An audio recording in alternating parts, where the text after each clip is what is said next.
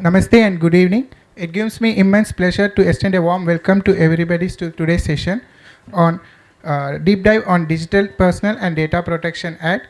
We are honored to have with us CA AAYUSH Jain, a distinguished professional in the field of information security and data privacy. Sir, I request you to join us on the stage, sir.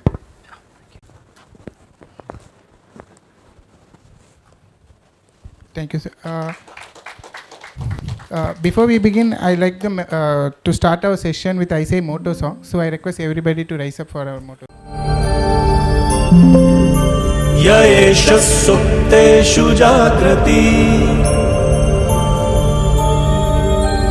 कामं कामं कामं कामुषो पुरुषो निर्मिमाणः तदेव शुक्रं तद्ब्रह्मा तदेवामृतमुच्यते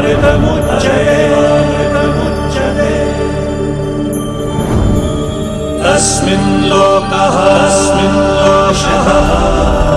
शितः सर्वे तदूनात्यति कश्चन एतद्वैता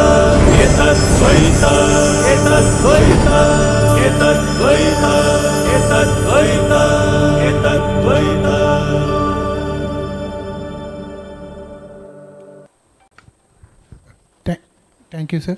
Sir, please be seated. No, it's okay. Okay. To start with a brief summary of CA AAYUSH Jain, he brings with him over 11 years of rich experience and significant contribution in organization building robust security and privacy frameworks. He is a certified information systems auditor and ISO 27001 internal auditor and ISO 42001 AMS lead auditor. And he also currently leads his firm Information Systems and Security Practice.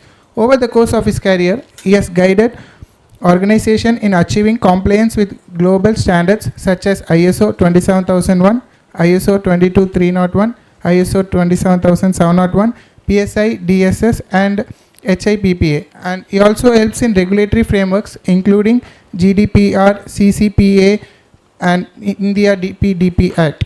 His expertise spans designing security systems, conducting audit for banks, insurance companies, fintechs, and stockbroking firms. And he is also in line with RBI, IRDA, and SEBI regulation security measures. Beyond his technical acumen, he is also passionate about spreading awareness on and also taken numerous sessions in understanding the privacy and information securities in today's digital world. We are truly privileged to have you with us today, sir. And to honor his presence with us today, I request CA Lakshmi Narayanan sir to present the memento to CA AAYUSH Jain as a token of our appreciation.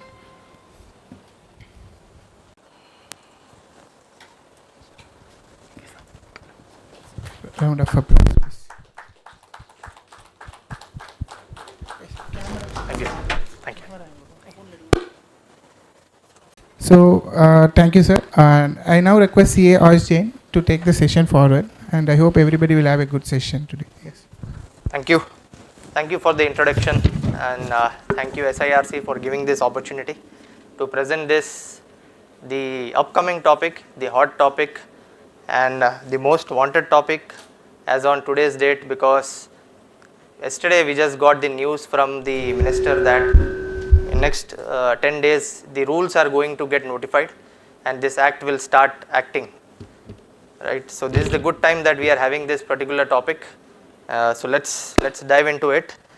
So today's topic is, yes, your data, your rights. So I am focusing on your data, your rights as a citizen, what you need to know about this act.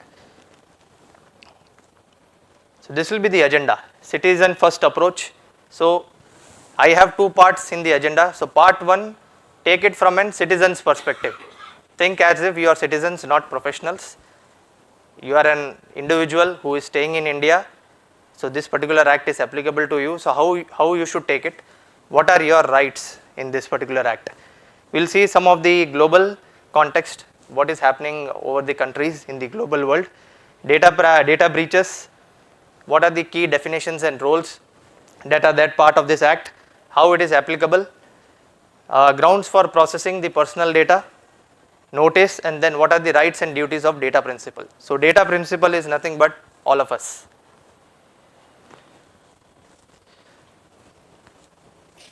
So do you agree with this? Your life is digital now. So while coming here, you would have booked some cab, you have again provided data to them. While registering to this particular session, you gave lot of data, name, email ID, phone number, address. So everything is recorded. Everything is recorded, it is being backed up, there are lot of storages, multiple copies are there of our data. So our life is completely digital now and our data is all around. So this act will make sure that up to an extent our life is private. So what are the rights that we have to make it private? So citizen first approach. So this is how you have to see, recognize what is the rights of the individual to protect your the personal data and what are the privacy laws that are telling. So you have the rights, but also it ensures that how a particular company will collect your data and process the data, because there is some leeway for them as well, because they need to provide you services, right? Control over your personal data, what are your choice, what is the dignity that you have, what is your preference do you have within this particular world where you are staying. And this particular act came from a case where this particular person has raised a question to the government that whether privacy is a fundamental right or not as of now in 2017.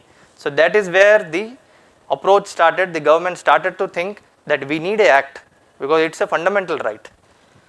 Like how we have right to equality, right to freedom, right against exploitation, we have all these rights, right, and it is there in our constitution. So this is also one of the right now that we will have. This is also a fundamental right. So citizen and data principle, it's revolving around consent, rights, security and redressal. That is how the act will tell you what are your rights, what are the security safeguards that a company needs to implement to protect the data.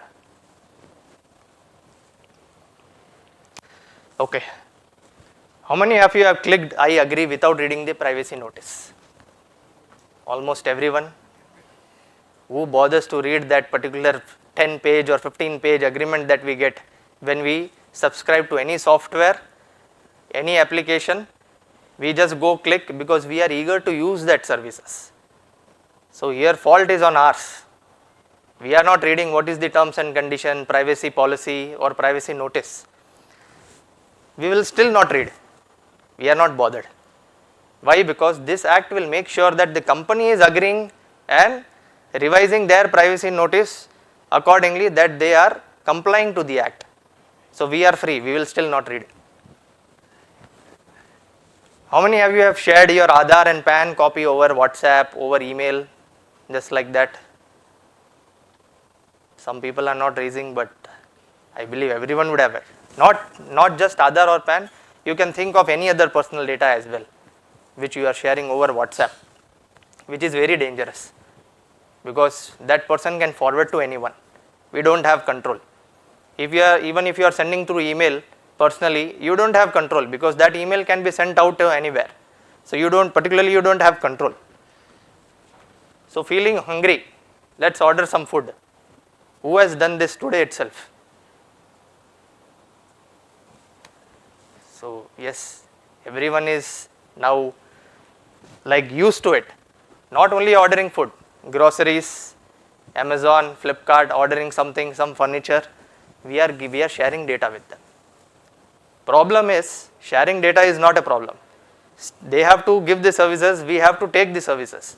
Problem here is, if anything is going wrong, there is no act to punish them. They can do whatever they want. Now you use Zomato, directly you go, you get a preference. Even though you don't want to have dosa today, they will tell you can have dosa because this is where you have ordered 10 times before. Right? So they are playing with your choices, patterns. They are tracking your patterns. Believe it or not, they have whole set of data that they are analyzing and they are tempting you to have. That is why they are sending you some discounts also, some notification will come. There is 50% discount, please go ahead and have. Our mom would have prepared something. but we don't want to have, because we are getting discount. We want to have that food which is being ordered online. That is the problem now. So they are playing with us, and there is no act to impose any penalty. That is why this act is coming. So understand the seriousness. I am happy that you guys are attending this session, because this is going to help you in your personal life. Leave about professional. That we will see in part 2 of the agenda. So global context, what is happening? This act is not just in India, and it is not a joke. There are 130 countries who have already implemented this act. India is just latest. They are very late as of now. But it is good that this step is being taken, because India is a major economy, and population is huge, right? So there is a lot of personal data that is going out.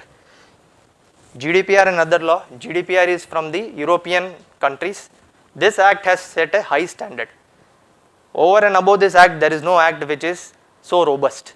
And you will see in the further slides what kind of penalties this particular EU government has charged on some of the bigger giants, the social giants which are operating.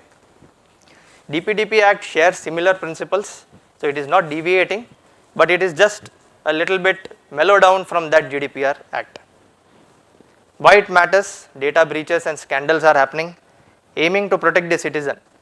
Though cross-border data has to flow, because we are into globalization where we have to interact with the other countries as well. So cross-border will still be allowed, data will still go out, but it has to go out in with adequate safeguards. You just can't send any data in an unencrypted form and in a clear text. That is not possible right now. These are some data breaches that are happening in India. So ICMR, everyone knows that during COVID-19, we used to go get shots of COVID-19, and then all this data were there in their database. But if you can see, there was a breach, and 115 million individuals' data was gone out. Data included name, Aadhaar number, passport, phone number, address, and COVID test result. And what is left? Everything is gone. So now you understand about a particular person, what was the problem, where they are staying, you have the passport information, everything. And this data has been sold to anyone that we don't know. There is no proof of that.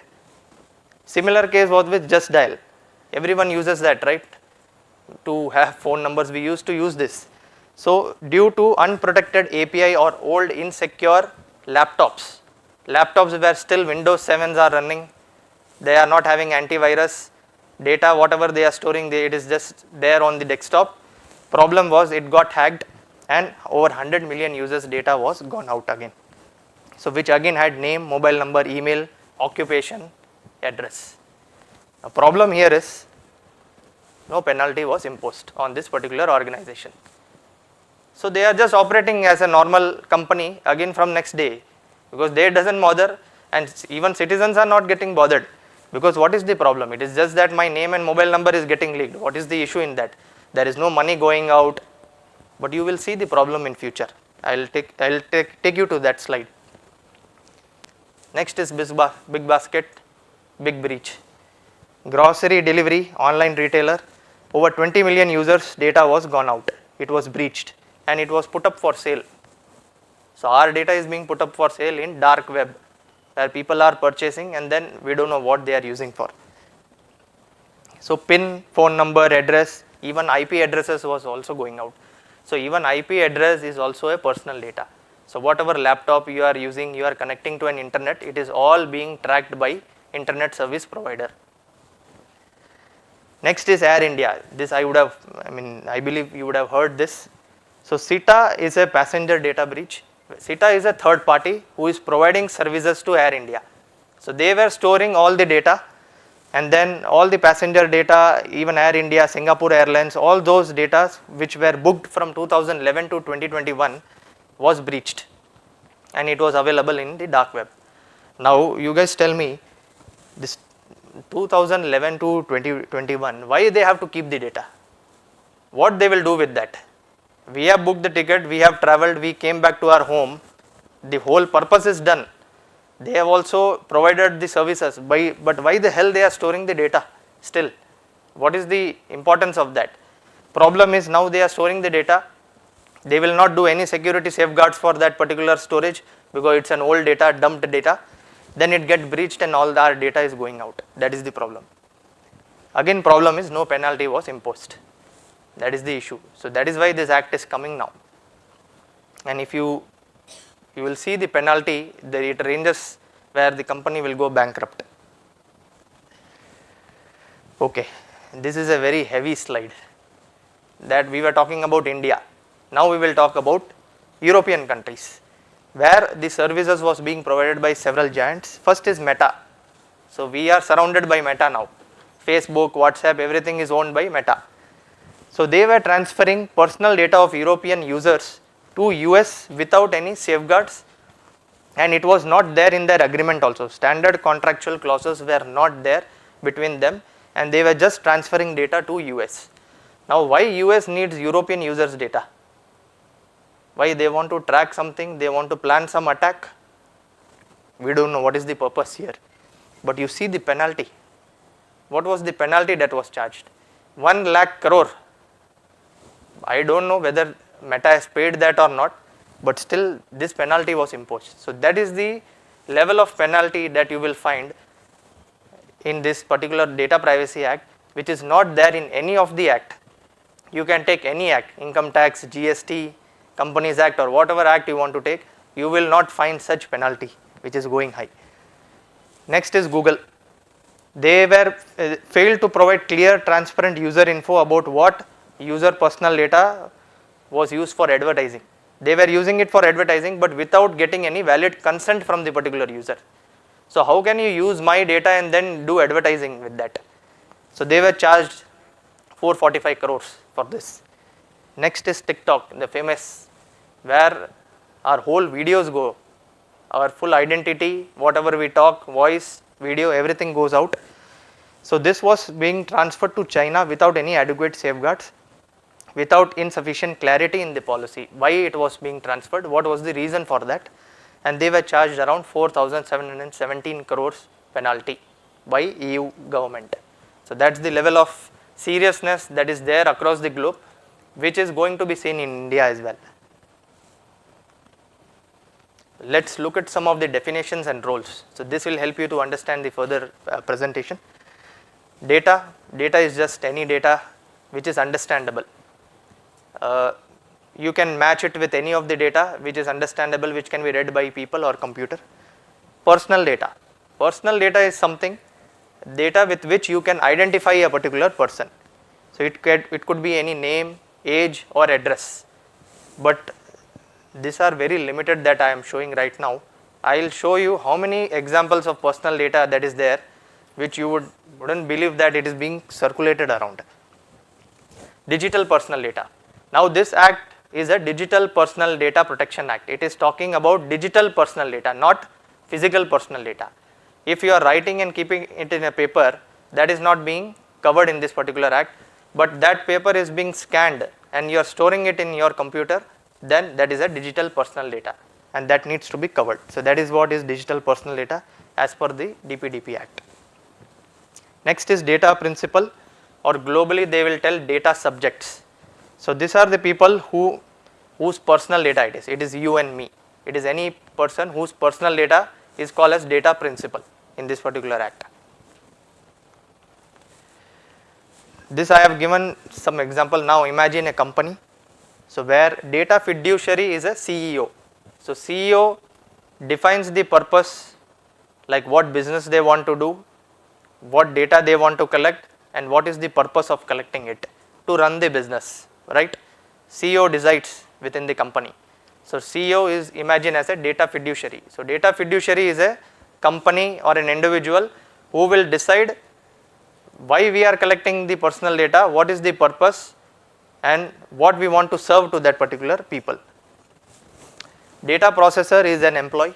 So employee will listen to the CEO, what CEO is telling, employee will work based on that. So data processor is something who will act on behalf of the data fiduciary. So data fiduciary, because Air India you can see as data fiduciary, SITA as data processor. Air India told that you please handle whatever data that is the customers are booking, the flight bookings, all that data that you have to handle. So that is a data processor because SITA is acting on behalf of Air India. Consent manager is the HR manager, you can imagine, in a company, who provides consent within the organization, what you are agreeing to it, what you want to do. Sorry? Yeah, you can ask. You can ask. Suppose the company does not have a CEO but has a managing director, is he the person responsible for that? Yes, correct. Who is the top management? They are the data fiduciary. Here as an example, I have given the CEO. Okay. So it's the top management who is running the company is actually a data fiduciary. This is just a synonym that I have given, just an example. But data fiduciary is nothing but a company who is actually deciding why I want to collect, what is the purpose of collecting the personal data. Now if you take a healthcare industry, you can take an hospital. So hospital is a data fiduciary where they are collecting patients' data to treat them. So the hospital becomes a data fiduciary. But hospital connects with lot of, so now Apollo Hospital is connecting with Anderson for running the scans. So Anderson will act as a data processor because Apollo is telling them that you please act on my behalf, because I don't want to run the scans, you please run scans for my patients and give me the data. So Anderson will be data processor. Consent manager is a person which is being introduced by DPDP Act only, it is not there in any other act. Consent manager is a company or a person who will manage the consent. They are a neutral body where you are giving consent to hospitals, to mobile wallets, to fintech companies. Then you want to see how many consents I have given to share my personal data. You can go to that consent manager and then ask what are the consents that I have given, because I want to track with whom I am sharing the personal data. So consent managers are centralized agent who will manage the consent. Sorry?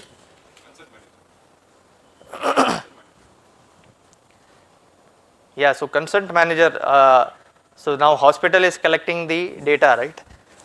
And patient is giving consent. So consent will be provided through a digital format. They will have some application where the consent will be recorded. So this consent management will be done by, not by Apollo Hospital, but by a neutral third party who will manage all the consent. They will have an application, they will have a dashboard where we can go and check what all the consents that we have given to the hospital, for what all purpose, to treat the patient, to do the scanning, to do the operations. So that is how they will manage what kind of consents that we have given them. So they are the consent managers. So this particular concept is being brought up by India only, DPDP, where they have given a neutral party to manage all the consent. Otherwise it is the hospital only who has to manage the consent after all.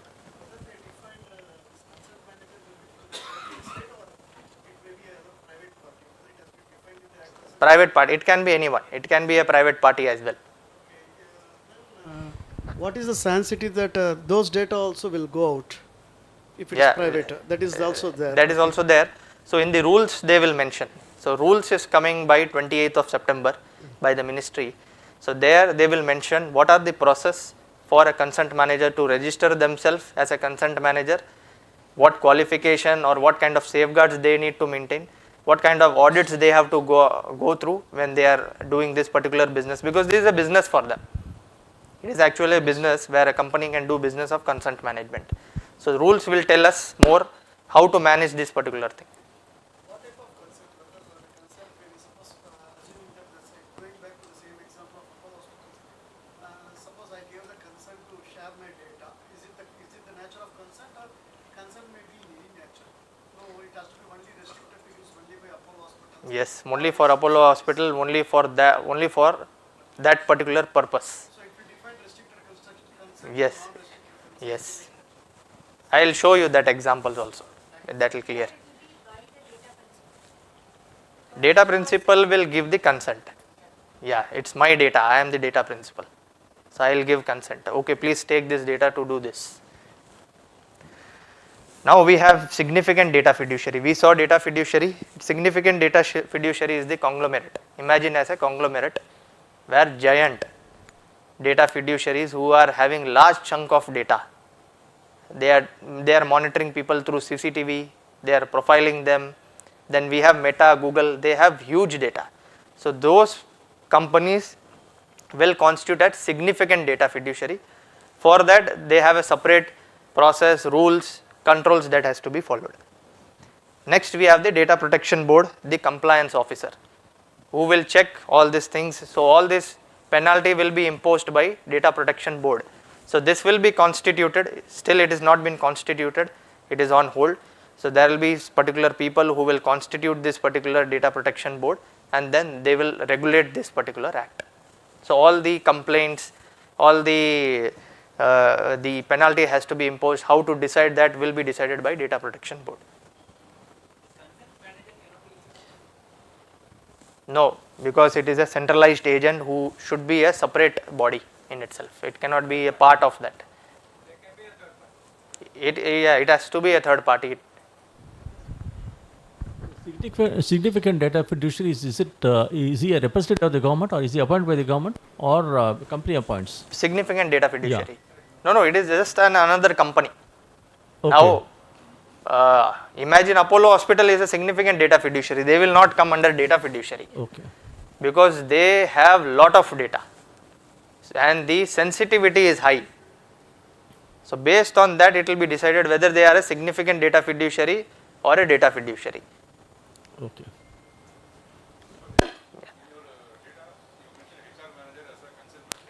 Yes. Part of the company, this is just an example because HR will manage all the consents or whatever is happening, what an employee wants, what an organization wants. It's just an example that I am giving, but your point is right, it is part of internal, but from the act perspective it has to be a neutral body, a third party.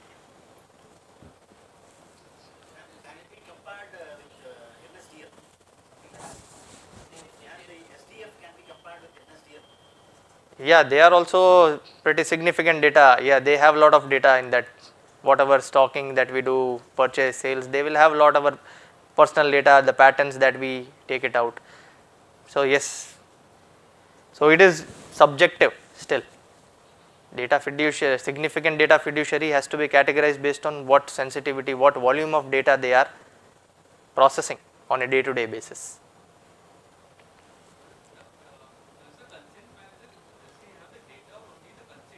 Only the consent, not the data. Data will not go to them. It is just that they will have a log or a trial, audit trial, that they have taken the consent for this particular purpose. Sir, so the significant data fiduciary IDI can be classified as that, is it? The one who manages Aadhaar.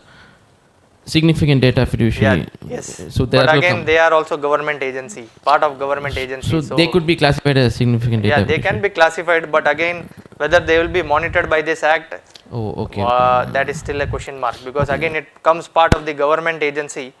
So where they will decide, like if we have to give the services, then instead of consent there is one more grounds of processing that I will take it forward, that is legitimate use, which is not forming part of consent, but as a legitimate use you will use that personal data to provide the services. The data fiduciary, does it have to be necessarily like an incorporated body to be classified as data fiduciary, or will it cover even small sole proprietorships, partnership firms? It will cover even sole proprietorship. So in that case, even a CA practicing unit can also. Definitely, I was coming to that. Oh, okay. CA practice also, we collect a lot of personal data, a lot of financial data. So we have a lot of data. Yeah. So we are at risk. We are at very high risk right now. Just now we have done ITR filing also. So we have taken a lot of data that is there.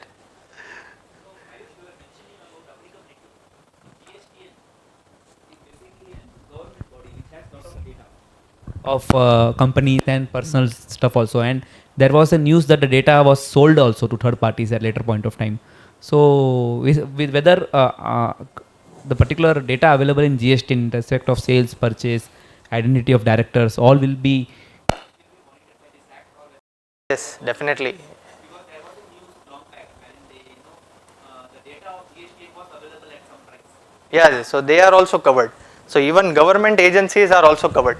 So if you see individual company, firm, government agency, they are all data fiduciary. That is why I saw that Puttaswamy case. That was with respect to the government agency only, because they are asking all our other details to do biometric authentication, right? To even get the services from the other, you have to do biometric authentication, you have to do. So he was telling whether we have a fundamental right of privacy or not. What if the government itself is leaking the data outside? Then where is the act to monitor that? So that is why now it has come as a fundamental right. So even governments are also has to follow this particular act. And if it is something is going wrong, I believe Data Protection Board has to do something with them as well.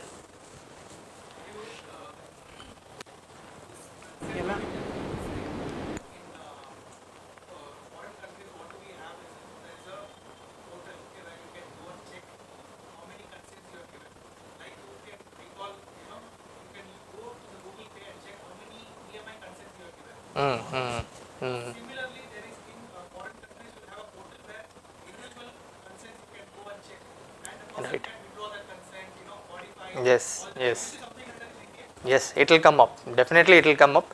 So I believe it will come at the application level itself. So now you are using Phone Pay, Google Pay and all, you will have those options definitely. Now since in India there was no act, so even they are operating it freely. But now all these things, all this functionality will come within the application itself, where you will be able to see what all consents you have given. So this will be very interesting to see how they bring it up. It will be challenging for them as well.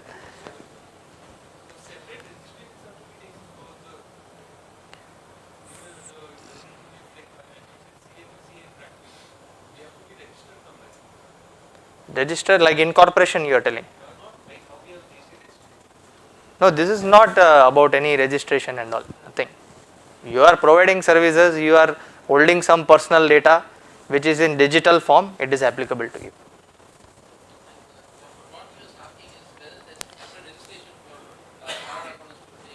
No, no, there is no separate registration, nothing.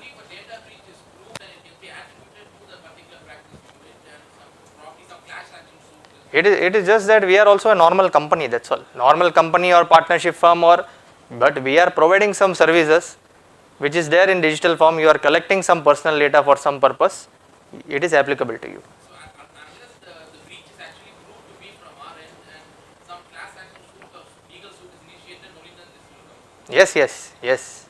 And if the breach is happening also, it is our responsibility to inform the people whose data is breached, that I will show. Most of the things will get clarified. So examples we will see. Let us see how many of you can guess what is the examples of personal data. We can just think of name, email ID, phone number, that is what it comes, right?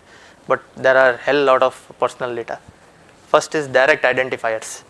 These are like name, date of birth, gender, photo, videos, contact details, everything has come here which can identify a particular person. And I believe this data we are giving it to everyone, to e-commerce, to healthcare, everywhere. Yeah, they are asking and we are also giving. So, but they are asking extra, that we will see. We don't give, they are putting penalty. Why they will put penalty? LIC premium. I want to pay. They are saying us you need to provide Aadhaar. I am not provided.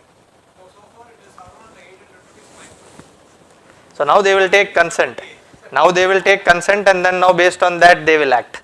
And they are using that Aadhaar for some other purpose. Then there is a chance for us to complain a file on them. If I argued, they are saying that this is government order. So what can I say? I cannot say. Now that is why our rights will come here. There is a fundamental right. There are rights where we can raise our voice. Government identifiers, Aadhaar number, PAN, passport, driving, voter ID, ration card, all this are again personal data. Then you have financial data, bank, credit card, loan account numbers, investment details, policy numbers. See, these are not directly personal data, but if you club it with some of the other attributes of personal data, it will still constitute as personal data, because a person will be able to identify whose investment details are this, whose insurance policy are this. Next is online and digital identifiers, very dangerous. IP address, device ID, cookies. So you would have seen, right? Now you go to some websites, they tell what is your preferred cookies. So they are all tracking you. Social media handles, logins, and then GPS coordinates, Google Maps, they will give you some summary, right? You have visited in last 6 months this many places. Who likes to see that? It is irritating. It is seeing that they are monitoring rather than my parents. Google Map is monitoring me more. So that is the problem. Further, there are more. Employment and education data, employee salary, employee history, qualification, all this we give, right? Company asks, we want to do background verification check of you. I want all personal data. So this is what we give them, everything. Special category.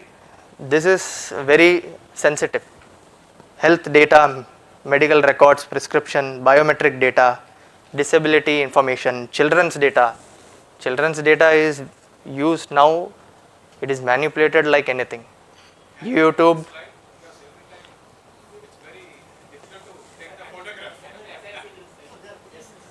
They will share the PPT, it will be there. So I made the PPT in self-explanatory manner as well. So this will be useful once you have the this particular presentation. So children's data I was talking, you can see YouTube, Disney or whatever, they give us personalized videos, right? Our children watches that, next day when they come, they will give you more additional videos. You can also refer this, you can also see this. So they are tracking us. Next is contextual personal data, CCTV footages. So now whether we have CCTV here as well. So we are being monitored, right? Customer feedback, KYC documents, travel history. So you make my trip, will have everything, your previous booking, your future booking, your present booking, everything will be there, and they are tracking you. So they will use this data and they will recommend you, you can go this place, you have already been to this place, please go this place. You can go out of India, you can go within India. So they are, all these are personal data which is going out, and we don't have, right now we don't have any control. So now looking at the examples, now you got some fears already. So now what is the consequences? This will give you more shocking things, like what is happening or what is going to happen. I mean, if the person has some different objective, then what all they can do. First is financial and identity risk. So theft and financial losses. So if the person has your email ID, phone number, and this is the first and second point, they can reset your account password, your banking account, your net banking if it is applicable, if it is working right now. If they have these details, they can just reset the login, then they can transfer the amount. So the frauds can happen. Targeted phishing and scam. So just a second, I'll just complete this slide. So targeted phishing and scam, yes, so they'll send a lot of emails, right? And they will manipulate you to, they will influence you to click on that link and then pay the amount. Because recently we have seen a lot of things, income tax refund you will get if you give the details. You give us your bank details, we will process the income tax refund within just 1 day. But government is more faster than them now. They are just giving us the refund within 3-4 hours now. So this is the identity risk. Next is personal safety, blackmail, extortion, stalking, physical danger. So now you would have given details which is there outside. Someone sees your physical address, and tomorrow next day in the morning they are just in front of you open your door and they are standing there. What will be your reaction? So it is necessary to give address. Sorry for that, but while registering here also I have given the address. So, but it is not actually required. Nothing to do with SIRC here, but this is the point of view that I want to bring it up here. Data minimization. Why the data is required here? Because we want to come here. So we want the address of ICAI. Why they want our address? And it was open for all, not for members alone. So why non-members are also required to provide such data? Right. So this is the danger. So medical and insurance harm can also happen. They can manipulate, they can get your data. Reputation and professional impact. Yes, reputational damage. If any, say any health related data is being leaked of a particular employee. So within the organization, it can be manipulated. right, and that particular person can be cornered, or some passing comments can go which may affect the reputation, or some person may see that that person is not so capable of doing anything. So personal data attributes are like something which can change a person's perspective. Employment discrimination, so you can see Amazon was having a lot of personal data, and then they were using AI to filter the profiles. So it was gender bias, where they were neglecting all the female and they were just taking all the male profiles. So how that is happening? Because AI is being fed with lot of personal data, so lot of previous profiles they would have uploaded, they would have dumped into that AI, and then they are telling the AI to react based on that pattern. But why you want to upload that personal data at first? Use AI with any test data, but why the actual personal data were uploaded and that was used for a wrong purpose. Next is the most consequences is emotional distress, anxiety, loss of trust. This is happening once your data is leaked, and after that you go into anxiety, you go into trust, like people don't trust you. So these are the problems, these are the consequences of the personal data getting leaked. Sorry, you were having some questions.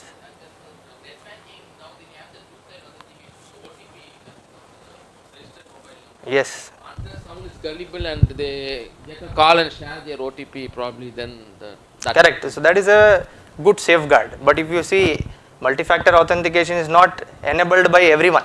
Yes, true. So now everyone has to do it. Yes, correct. Scope and applicability. So here there were some questions, right? So this will clear out. So data fiduciary organization processing digital personal data, no, it's not applicable. Simple as that. Yes, personal data processed within India, no, but processing is in connection with any activity related to offering of goods or services. Similar provision to GST. To data principles within the territory of India. That means if a foreign company is doing some business and they are processing some of the data of Indian citizen, then it is applicable. So this is no, and it is not in connection with any of the goods and services within territory of India, it is no, it is not applicable. If it is yes, personal data processed digitally or personal data processed offline but digitized subsequently. As I gave an example, right? Scan and then it is being stored. Even Excel file, Word, wherever you store, you are storing it digitally, yes, it is being covered. If this is yes, this is one of the case, and this is also yes, where a foreign company is giving services and then they are processing the data of Indian citizen, yes, it is applicable. So that is how the scope and applicability of this particular act. Now one question should come. This is for the present and future, right? But what about the old data? What about this? That is where the problem is actually. Okay, people will follow it, but what about the old data? Does the act applies to old data? What is your view here? Right, so it is applicable. All personal data in digital form that is stored or processed after the act comes into force, even it was collected years ago. But there are some rules here. Storage limitation. So example of Air India again, 2011, the data that was stored. Storage limitation, why it was stored? I mean, whether it was really required, that has to be seen right now. So company has to evaluate their existing data and see whether this particular data is still required or not, and then they have to act. If it is not required, it has to be deleted from everywhere, even from backups, even from database, everywhere it has to be deleted. Consent refresh. Now a particular person, again taking an example of Apollo. I am an old person, they know my problems, I go again for some other problem.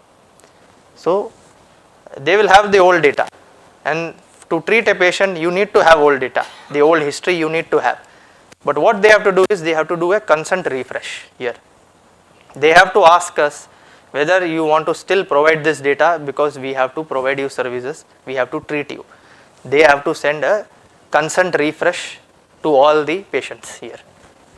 Next is legal retention overrides. This is some act requires, right? Companies Act requires data for last 7 years, income tax requires last data for 3 years or 4 years. Then that act override this particular act. So a company will be able to store the data, that is allowed, because it is being overridden by the legal acts of the India. So that's the applicability. Next is ground for processing. So we have talked more about consent. So when you were asking, right, consent, how it should be, whether it should be free or it should not be conditional. So it should be free, informed, specific and withdrawable. It should not come with some conditions. If you give me this data, then only I will give you the add-on services. That should not be the case. It should be free, free in language, it should be understood by everyone, it should be in regional language as well, not only in English.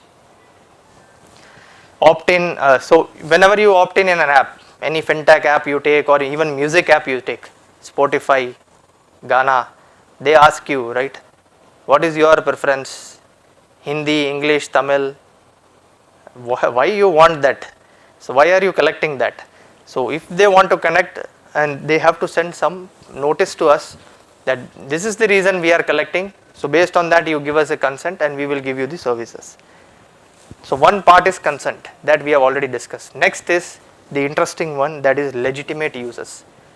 This is most controversial grounds of processing the personal data, because what companies will do, wherever they are not able to take consent, they will take based on legitimate uses, we are still processing your personal data. But the management of the company has to have some control, right? If the ground level people are still using that data to process, that should not be accepted.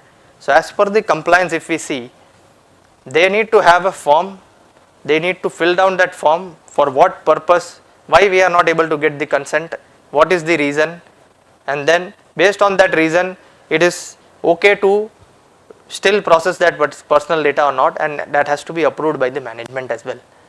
And take an example of marketing here, okay, because in marketing we cannot take consent. We get some third party data, we get some email IDs from third party, we start sending marketing emails to people. A lot of companies does that. But how do you get consent? But you need to give them an option that if you don't want us to send emails, you can unsubscribe. But are you really thinking unsubscribe works in India? Tomorrow again you get email. So that is torture. That is where this act will come into picture. Now why they are sending data, they will say, we as a legitimate use, we understand that you are in need of our services, that is why we are sending you. They will say that is based on legitimate use, we are sending you emails. But still, as a data principle, as a citizen, I should get an option to opt out, even for legitimate uses. And even if I opt out and they are still sending us email, then we have a chance to complain, raise a complaint on them. So, but there are some cases where legitimate users will work, because there are some government services where you have to share the data. They are a medical emergency, where there is a medical emergency, you cannot tell, get my consent, then only you operate me. We cannot tell them like that. So in those cases, legitimate uses will work, and it is been agreed. Now employer using bank details to process salary. For that, if the person doesn't give consent, he will not get, he or she will not get salary. So we cannot ask consent for this particular activity. So they have to give the bank details, they have to process and give the salary. So that is legitimate use. So these are the two differences of grounds of processing. This is very limited as per DPDP Act. In GDPR there are 6 or 7 grounds of processing personal data, like contract, legal basis. So there are many other that we will see. So these are some examples that I was showing regarding the consent. So you can see how well it is being defined by this particular company. I don't know what the company is, but they are telling, I have read and accepted the GDPR policy, consent. I consent to the club contacting me by email. So for this is a very structured, specific, informed consent, and it is unambiguous because it is very clear. You can see what all, and you can opt out. Whatever you don't want, you can opt out. And that by typing your name, you are agreeing to our terms and condition as well. So you are agreeing to that. Deliberately you are doing that. It is not a pre-ticked box as well to manipulate you. So that is how a consent has to be taken by a particular company. Second option you will say about the cookie preference. So here you have option to reject all. I think this table is coming in between, right? So this, you have an option of reject all here. Then you have save preferences and accept all. So save preferences, you can go and select what all cookies I don't want to share with you. So that is how you need to get consent. This is the way of getting the consent. For children's data, so minors under 18, who will give the consent? It has to be given by parental or legal guardian. They have to give the consent to process the children's data. So now this will be challenging, how they will monitor this, how they will get parental consent. Because if they go and register, a child is going and registering, they should have some restriction that date of birth should be the actual date of birth what they are sharing. So they need to share some verifiable proof as well, because now you can enter whatever date of birth you want in any application. There is no restriction in place. But here digitally you will have to do something where you are restricting. Then there is an email going to your parental consent. Once they give the consent, then only you can use the application. So that is how a setup has to be done. So data fiduciary must not use children's data in harmful way, like no tracking, targeted advertising or behavioral profiling.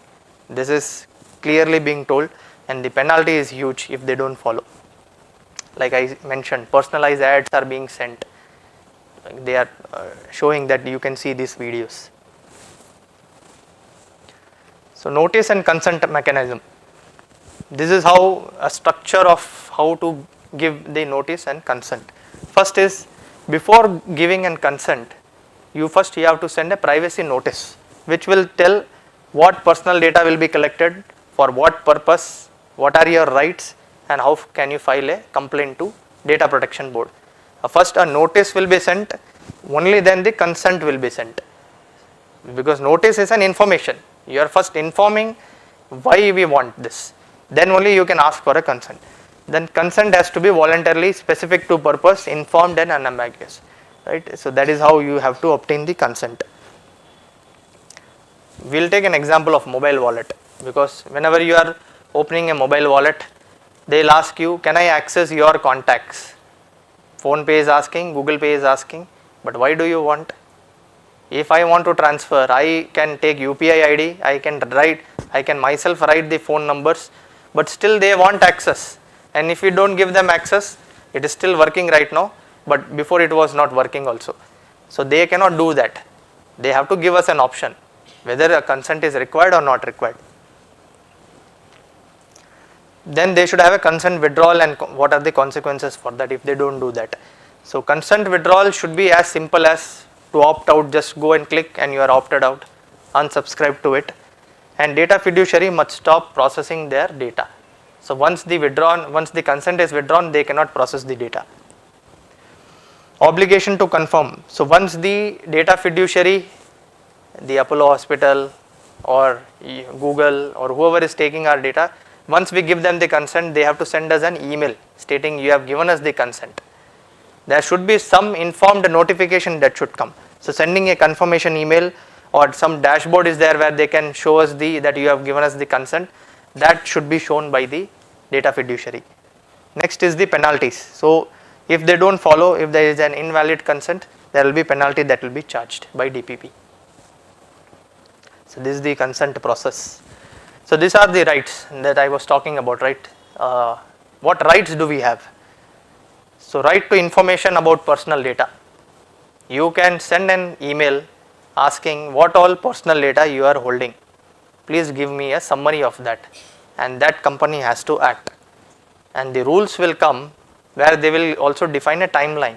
They cannot give a timeline that I will reply you after 6 months or 1 year. It is not like that. They have to reply within 25 days or 30 days. That is how in other acts the timeline that is being provided. We will wait for the rules of India, what they say. Right to correction. This is important because take an example of a loan account. You are opening a loan account. So credit bureaus will check your scores, right? Based on that the loan will be provided.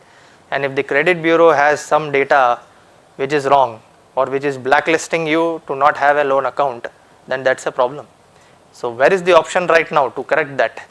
So that is the right again given by the Act, that you can raise and you can ask them to change my data accurately based on what is the actual data that is there. In my case, what happened in civil, there was no outstanding. I noticed and I returned to civil that this loan is not belongs to me. In reply, they gave that please contact the concerned bank. So even though it is outstanding is zero, so you need not worry. Still, please go and consult the bank to withdraw it. So I think those type of corrections is possible hereafter. Yeah, definitely. So that they will have some timeline to reply also for that, and they have to reply for that. Right to erasure. So where you think that that data should not be processed by them, you can request them to delete the data, erase the data from there. That is the right that is given. Right to grievance redressal. As you said that you are raising a grievances, there should be a grievance mechanism that should be there, which should be easy and smooth, wherein you can raise a grievances and there is a reply coming up where your grievance is being redressed or it is being taken up by internally and it is being looked at. Last is to right to nominate. So whenever a unforeseen circumstances happen to a particular person, then you have a right to nominate who will act on behalf of the actual data principal. So these are the rights that are being given by the Act. Next is the duties. So we come with lot of power. So we should not take advantage of that. There are some duties as well that we have to follow. So not only rights will work out. Not to impersonate another person. So you should not create any fake email IDs or fake account and then you raise a complaints which is not actually in your name. So you should not do that. Not to furnish false particulars or suppress any material information. So whatever information that you are providing it to them for some purpose, it should not be manipulated, it should not be suppressed. Avoid unnecessary complaints. You cannot just raise a complaint on a data fiduciary. It will come up back forth on us because there are some penalties for us as well that will be shown. Comply with the applicable law. So what are the law, what is the Act is being telling? Not only data fiduciary but also the individuals has to follow. And then there is a penalty. So when a breach of duties are happening, there is a penalty that is being imposed on us as well. So this is an example of rights. What are the rights that are there? So when you are going and subscribing to social networking site, you have a right to inform, right to correction, right to erasure, grievance redressal, escalation to DPB. These are the rights that are applicable to you and you can use them. So this is an example. Like if you are subscribing to LinkedIn as well, if your information is not being projected correctly, you have the rights to ask them to correct my data or give me what all information you hold or erase the data or any grievances is there, you can raise it to them. So these are the rights that are available with us. Yeah.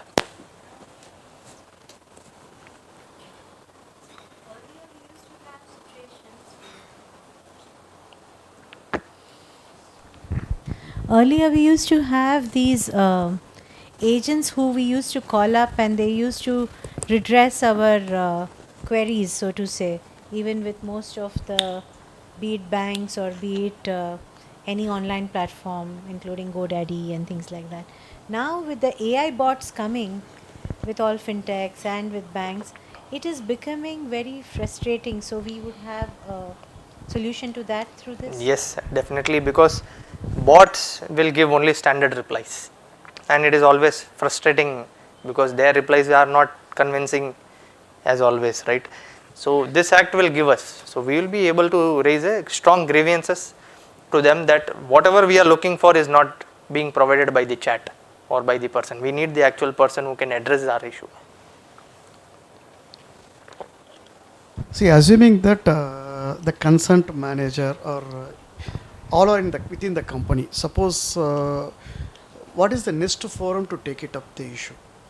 If my grievance is not solved, let it be either from the company side or from the individual side, whoever may be. Okay, suppose if it is not been solved, what is the next forum or next level to do it? Take it up. We have to reach it to the data protection board. Okay. Data Protection Board is the final decide it. Okay. But again thing is that be cumulative. If a single person is raising, I don't know how they are going to. No, we have to see the days to come, how it will be.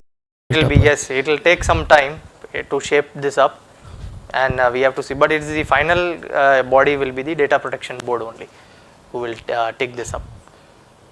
Okay. Hello, since you are going to part 2, so a few questions on part 1 aspects. So where we came to the slides of identifiers. So one was direct identifiers, then the other was on the buckets of the categories.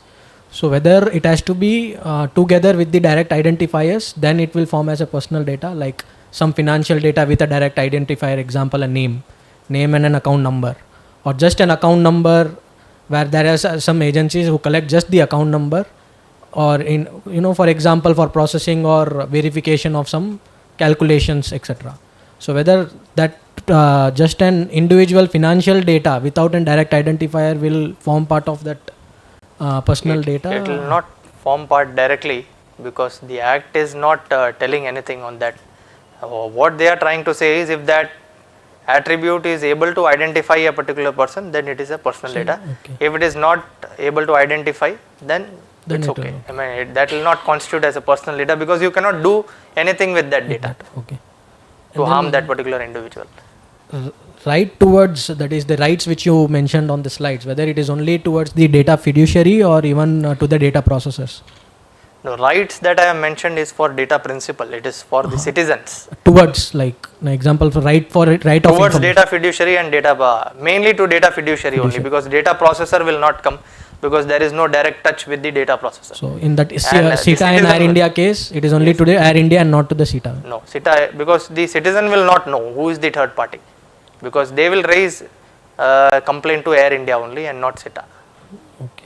And then data principal, so is there only individual or even any legal body, like as a company is a legal body or any other NGOs or something? Only individual, because it is personal data, because again legal entity will not constitute as a personal data again. Okay. Okay. Thank you. It is only individual, because personal data means of a person. Person can be only individual. A company cannot be a personal, only a natural human being. It has to be a human being. This is purely for human being, this act is. So now part 1 is done. So as a citizen we have looked at it. Now let us look it from a compliance perspective, from data fiduciary angle, processor angle, or from a person where we are working somewhere as an employee or as an top management. So what are the obligations that we have for data fiduciary and processors? So this you will be able to relate with the citizen, because it is what their rights they have, it is an obligation for them. So lawful purpose, consent or legitimate use, but as an obligation what they have to do, they have to bring that in their applications. They have to have, they need to have define a policy within the organization, and the employees needs to be aware about all these processes. So only then the obligation will be fulfilled, otherwise it will just be in papers. Next is notice and consent. So the consent mechanism that we saw, right? So within the application, how they are able to bring that consent mechanism, what are the functionality they can bring it up in the application. So they have to work on that consent mechanism aspect that is being told by the Act. Grievance redressal. So it is not necessary, it can be through email only. Again they can have some application, some chatting, some discussion forums where they can address the grievances. So some mechanism has to be brought up by the company. Data minimization and purpose limitation. So we saw, right, I mean if that particular data is not required, they should not collect. Now a date of birth is not required for some purpose, it should not be collected. So that is data minimization.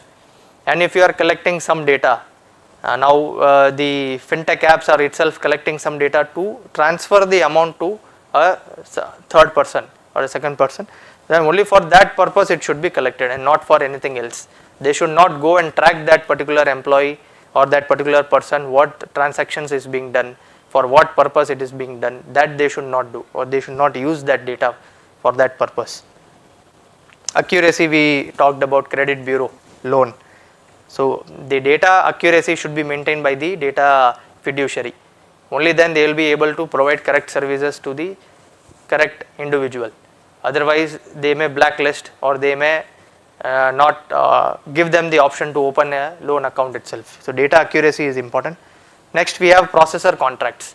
So data fiduciary will have third party, so they need to have a proper data processor contracts with them, where whatever obligation of data fiduciary is there, they should directly put it up in the agreement that boss, you also have to follow this, and if you are not following this, penalty will be charged by the data protection board on me, but as per the contract I will charge that penalty to you because the data leaked has happened at your end and not from my end. So through a contract that is possible, you can transfer the liability on that third party because the leak is happening from their side and not from the data fiduciary side. So these are the obligations of data fiduciary. There are some more security safeguards. So as a data fiduciary, you are storing a lot of data within the company. Then what are the encryption mechanism, or what are the rules that you are following to keep the data? So whatever data is there, you have to encrypt and keep it. You need to use some access control. Who are the legible employees within the company? Only those people should have access to that data, and not everyone. There should be training provided, awareness should be there within the organization. Next is about the breach notification. So whenever a breach is happening, it is data fiduciary responsibility to inform to data protection board. Data protection board will not know whether the leak has happened or not, whether the breach has happened or not. So it has to be informed to data protection board as well as data principal who are affected. So we saw, right, those 100 million people, they have to inform them that your data has been breached and these are the data which is got out from our system, and that has to be done within 72 hours.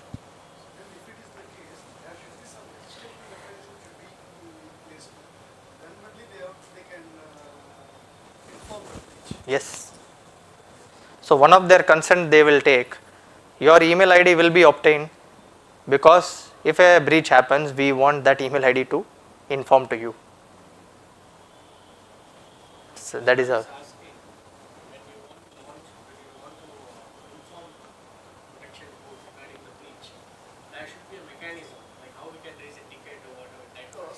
mechanism to raise to data protection board. Are there? Yeah, definitely there will be mechanism. Yes. When we started this program, there was an understanding that whoever is processing the things in a digital manner, automatically they will cover under this act, and Yes. we didn't thought about this any registration mechanism, like how the company is getting registered with under the Companies Act, like that.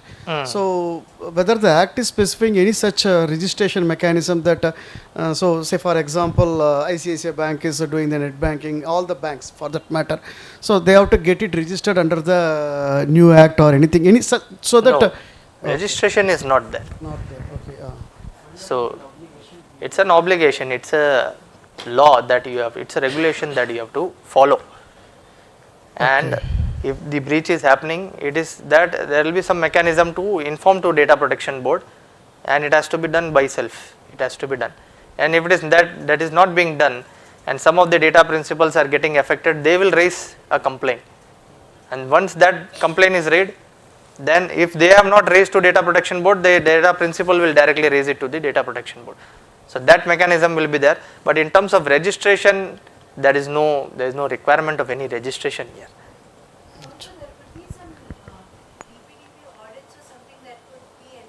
Yes, that will be there. So now for significant data fiduciary, they have told that you have to undergo some audits and all. That yes, we will see right now. So once breach, then next you have data retention and erasure. So whenever you are storing any data, so now everyone will get lot of resumes, right? When you are doing some hirings, some may join, some may get rejected. So but what do you do with those resumes? You cannot hold them for as you want. Say you can define a timeline. Okay, I will hold it for 6 months or 1 year because I may reach out to them again. But that has to be defined somewhere. And once it is being defined, and that period is over, it has to be deleted. So that is the data retention and erasure obligation that is there.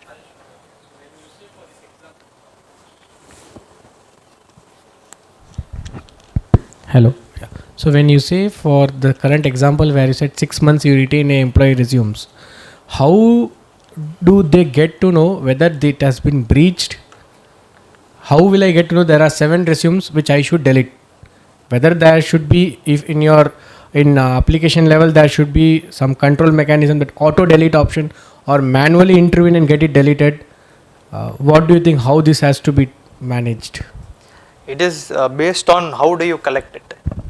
If you are collecting through email, then that email you are connecting with through your HRMS portal, if you have integration in place, then that portal will have a catch of how many resumes you have received, who has passed out, who has rejected, and from there you have to prepare a schedule that once in 6 months they will run a delete process. Auto delete should be there, and that particular resume should get deleted automatically. Printout you can keep. Loopholes are there.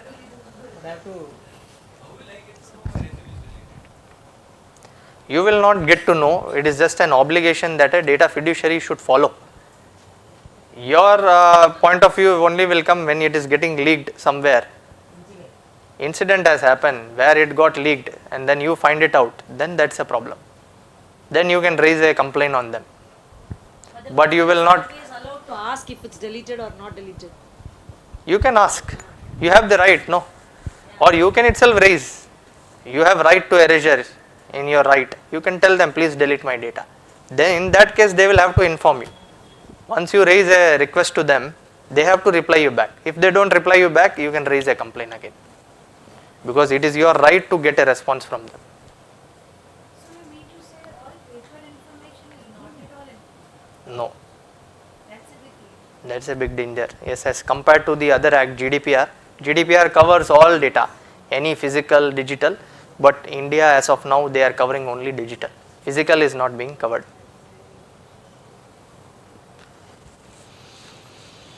So these are some obligations of data fiduciary. Ma'am, you were asking. So they have to appoint a data protection officer.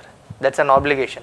Just like how we have information security officer, data protection officer is a person who is qualified, who understands data privacy. That person has to be appointed. Appoint an independent data auditor. That is compulsory. Conduct a data protection impact assessment, because you will have different processes within your company. Which process is critical, where you are holding lot of personal data, the volume, the sensitivity will be assessed based on an impact assessment. Maintain detailed records of processing. So you do an activity, HR has different activity. You do screening, you do during employment, you share some information. Onboarding, you do be a background verification. While exit, you collect all the data, right? You provide them relieving letter. So all this process should be recorded, and in that process what all personal data you are collecting has to be recorded. So that will be a kind of a register where you are recording all your processing activity, where your personal data is being collected, processed and used. That has to be done. Enhance grievance redressal mechanism. This is more important for significant data fiduciary, because they have to act quickly, because they will be handling a lot of data. So whatever complaints they get, they have to act on this redressal mechanism. When you say data protection officer, what should be his caliber or qualifications? Because whom should we call as an data protection officer? There are a lot of courses available here. As of now they have not defined. Probably in the rules they will define like what a data protection should hold, because there are courses being offered by FDPPI, and then there are some international courses being offered like by IAPP, International Forum for Privacy. So those qualifications will come into picture. Only then that particular person will be eligible to be a data protection officer. There is ISO 27701 standard also is there, where you can do a lead auditor course. That is a privacy information management system. Obligation of data processor. So whatever obligation of data fiduciary, same replica happens for data processor. So data has to act based on data fiduciary. Confidentiality has to be maintained of all the data that they have. Implement safeguards, either it can be technical or at organizational level. Assist fiduciary in meeting the compliances. So when a breach happens, breach notification has to be sent by data processor also. So it is not only data fiduciary, even the data processor has to inform to data protection board as well. Maybe they will not be able to inform to data principal, but at least to the data protection board they should also do this particular thing. Bound by contract, they have to follow what are the terms that are being told by data fiduciary. And then indirect liability, as I mentioned, that liability can be passed on to the processor and they have to actually fulfill that liability. In summary, if you see, data fiduciary and processor must practice due diligence, be transparent and accountable. That is, they have to follow consent, keep the records properly, act based on the rights that are being there of the data principal, and then follow whatever safeguards that they have to maintain. So that is where they will be able to have that accountability and transparency within their processes. We will see some industry impact that can happen or that is happening right now. Banking and fintech, yes, KYC verification will be a burden now because they have to take consent for all the whatever KYC details that they are asking. So process will change now. Consent mechanism has to come into picture. Pre-ticked boxes or bundle consent will no longer be valid. So for as we saw, right, the consent has to be deliberate, separate consent has to be taken up. So that has to be taken up because they cannot do profiling and do cross sellings, like if a loan has been taken, then they will offer them insurance product or wealth product and all. That has to be stopped. If the consent is being given to open a loan account, it should be used only for that purpose. Marketing campaigns has to be stopped. Whatever transaction data they are getting, we will get from Bajaj Finance, right? Every day we will get call, and from our banks also we will get call whether you are eligible for personal loan. But I don't want. But based on our transaction, in credit card, whatever we are using, based on that only they are raising a campaign and they are calling us.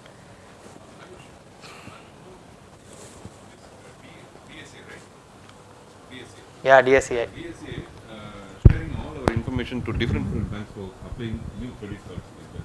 Because one of my friends told about this thing. He is working with some company, good company. Okay. So that also has to be stopped because they cannot share the data with some other banks again. Yes. So that has to be stopped. Still it is happening, right? Still it is happening because this act is still not in place as of now. It will take a lot of time. How will this act work for data mining companies? What will be the impact on data mining companies? Again, they have to, if their service is that, then they have to get the consent for that. If the data mining, if they are getting it from mostly data mining companies will get data from third parties. They will not get directly. Probably they will not get in contact with data principal and then they will get the data for data mining or data analytics. Which data there's a consent and which doesn't have, it's a very tricky, it's a grey area, right? Grey area, but here our concentration will be on personal data only. This act will act only on personal data collection and what is the consent that you are getting for personal data. Even moreover, as you rightly mentioned, even for the previous whatever the things happened, you have to take fresh consent. Yes. So now it is we have a choice to give the proper consent to the. When they reach out to us for the re-consent, that time we have to tell them, I am not giving consent for this particular data. You cannot use that. See, my for data concern analysis. is my bank, I am going to do a reconsent. Okay, for example, my hospitals, I am going to do a reconsent, but my data which has been already sold to data mining companies, which is already with the data mining companies. That is what I am talking about, that how would those organizations which are carrying personal information, Right. individuals' information, how will DPDP look at those organizations is my question. Right, and the third parties who are having the data, right, because they will also come under this purview, because they also have to go through all these audits and then only then they will come into this picture of compliances again slowly. Probably I think, suppose if any situation arises in such a cases, okay, we can have a same concern for, we have a right to Ask, because when we will do some audits for that particular organization where we find it out that they have shared some data with the third party, like this data mining companies and all, then we will raise a thing that how are you doing this, and whatever data that you have shared. time to get it settled. It will not be cured in a single. Because these sections will apply on a phased manner, whatever sections of the act are there, and it is going to be challenging. Yes, it is going to be difficult, because problem is there, company doesn't know what kind of personal data they are itself holding. So data mining activity is a big activity first, to identify what is the personal data that I am holding. Data is sitting everywhere. Probably because they will have a lot of, yes, so then they will have more obligations that they have to follow. Yes, please. So data protection is the primary responsibility of, data protection is the responsibility of the data fiduciary, okay, and the processor. Okay, if the data breach can happen in two ways. The one thing is this fellow sells the data intentionally, intentional breach is there. The second dimension is that it gets leaked. Somebody hacks the system of the company. Yes. Okay. In that case, unaware of the breach, this fellow keeps on running the company, and the hacker steals the data. In that case, whether the first person will be held responsible, or he can escape saying that I did not do anything, I did not sell for my own personal benefit, it got leaked because of this hacker. So can he escape by stating like that? Because they are unaware that data is going out already. That is the incapability of that particular company then, because somewhere or here, see, the hack is happening or the data is going out. That particular hacker, either they will do a ransomware attack where they will ask for money, or either they will hang their systems that they are not able to provide services to some company. So either way, the hacker will do something to get money out of that particular company. Leave alone the small companies. I'm talking about Google, Microsoft, Meta. See, all big whales are there. So even they are not out of it. So they also are exposed to this kind of hacks. So in that case, definitely we saw, as we saw, right, Meta, Google and all, everyone is having. So in that case, who will be held responsible? And it is the data fiduciary, because they are collecting the data. See, every aspect of breach, if it is happening, who is obligated at first point is the data fiduciary. Data fiduciary, why they are responsible? Because they are the first person who is collecting the data for some purpose. Only then they are selling data to some third party. That is the second case.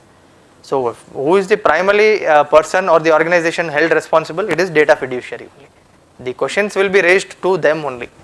It is no other person. So for that, every company will have a different type of infrastructures, IT infrastructure. Yes. So there should be a proper standard to which these companies should meet these requirements, and for that audits can also be done. That is happening currently. Information security audits, cyber security audits are now robust as of now. The requirements have come up in all regulatory aspects, even from the international standards.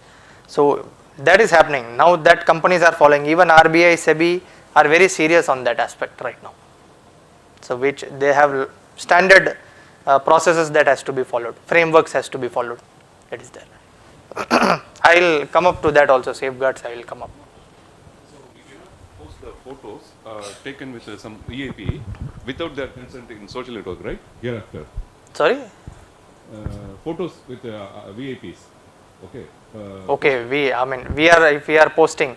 No. Photos taken for take example for me actually, if I'm taking any photo with some big shots, and I cannot post in my LinkedIn or in a WhatsApp or whatever it is, Facebook, or without their consent. Correct? No, that is your private life, no, because that you are taking photos. No, you are. That is data, right? That is data, but you are not doing business with that data. That is your personal life. Personal life is not covered by this act. Okay. Even if you are keeping an album, photo album, you are creating an album with your memories, where in your memories you are clicking photos with lot of people. That is not being covered. Logically, this act will not apply to him as a person. As a person, it will not apply. As your personal life, it will not apply. It will apply only when a company is collecting, they are processing for providing some services, where they have to keep that data in a proper manner. They cannot play with that. That is why this act will come into picture. Unless there is a threshold coming in, let's say turnover or number of employees, typically everyone, even the smallest company will be required to do all this. Yes. In case of schools where they collect a lot of children's data and the trust which is running a school or something, where they have a huge responsibility, right? So how will that work for a children data in terms of school and that kind of setup? They have to follow. If they are keeping all this data in digital format, they need to have safeguards in place. Including for those they collected in terms of the parents' data, like they ask Everything. all sorts of data, parents' Aadhaar, this Aadhaar, that Aadhaar. Everything, yes. So this is the ed tech, education tech companies or even schools which they are using technology. They need to have. So age verification must verify what they do. An app must create reliable parental authentication should be there. Ban on profiling. They cannot do personalization analytics on those people. So these are, and they will be considered as a significant data fiduciary then. And then they have to follow, they need to have DPO, audits, everything will apply to them then. And because children's data, sensitive data, everything is involved in that. Only thing is that now schools have started using digital. They are also storing a lot of digital data, right? So this act is very well applicable to them also. They have to follow this. Even schools also sharing this data with some other training sectors, right? Because I'm getting a lot of WhatsApp messages and a lot of calls from my kids actually from different training institutions. So that is why this act I told, first see from citizens' perspective. So this is how we have to raise complaint.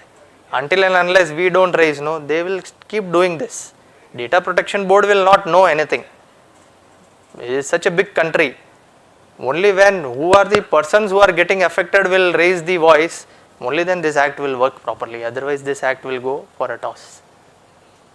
So that is where awareness has to be there from the citizens' perspective. What is this act is telling us actually? This is for the e-commerce. So whatever consent versus convenience, we always use e-commerce for convenience perspective, right? But then this profiling or targeted advertising and all again should be prohibited until and unless we give them the consent to do that. Data minimization, so they should not collect a lot of data like DOB, gender, preferences and all should be restricted again. Right to erasure should be there. And then cross-border hosting, because we see a lot of platforms are being actually hosted outside, not in India. As of now, cross-border is being allowed by the India DPDP Act. There is no data localization. How we got data localization in RBI for keeping all the payments data within India. But as of now, DPDP Act is not telling on that restriction, that we will see in the next slide as well. So this we have seen, yeah. So this is what cross-border, so allowed by default, all countries unless restricted. So this is a green signal where you can transfer the data even to outside. If a foreign company is working outside, they are acting as a data processor because we are outsourcing something to them. We can do that as of now. But yeah, so there is no data localization. So like fintech storing data in Singapore or US allowed unless later blacklisted by India, which is ideally not going to happen. You cannot blacklist US and Singapore and Europe countries and all. Safeguards needed, yes, valid contract should be there with the foreign processors. So it's not that if you are sharing the data, it is they can use it freely. It is not like that. Again, you need to have a proper contracts, and what are the protection that is required from the act has to be bound by them as well. And restricted transfer. So if the government blacklists a particular country, then the cross border should be stopped, like Pakistan. Sir, any exclusions as of now, there is no. Sorry, no exclusions. From matrimonial services, we are sharing the information. Of course, for legitimate use. There our cross border, even to outside countries. That is allowed still. Allowed. Cross border marriages can happen. That is true, right? Accountability. Accountability is there. So Indian fiduciary remains liable. So whatever you do, the data protection board is going to catch the data fiduciary's neck. Even if you are sharing data outside country, within the country, to any companies, still the liability will not be taken out. They are still be liable for any breach that is happening even in abroad, but should be notified to DPB and also to the affected users. That is a standard thing that has to be done. What is the next course of action after this? Sorry? Next course of action. For cross border. As of now, it is allowed. It can be shared. That's all. I mean, data can be it can go out of the country as well. That is allowed as of now. If you are hosting any servers in US, ideally your data is going out. The Indian citizens' data, if they are feeding it into the application, that is going and sitting in that database server that is there in US. So ideally that data is going out, and that is being allowed as of now. So this we can use as a bypass route. I'll tell you how. I would create all my storage outside India. Even though there is a breach, I do not take the burden, because in India there is a burden for me to restrict all the information. I will create all my storage outside India. And if there is also any breach, I am not obliged. No, but you are obliged. No, but my data are being stored outside India. That is okay. Wherever it is stored, if the breach is happening, you are liable. As a data fiduciary, you are still liable because you can store data anywhere, wherever you want. Breach is happening, you are liable. Simple. You store it anywhere.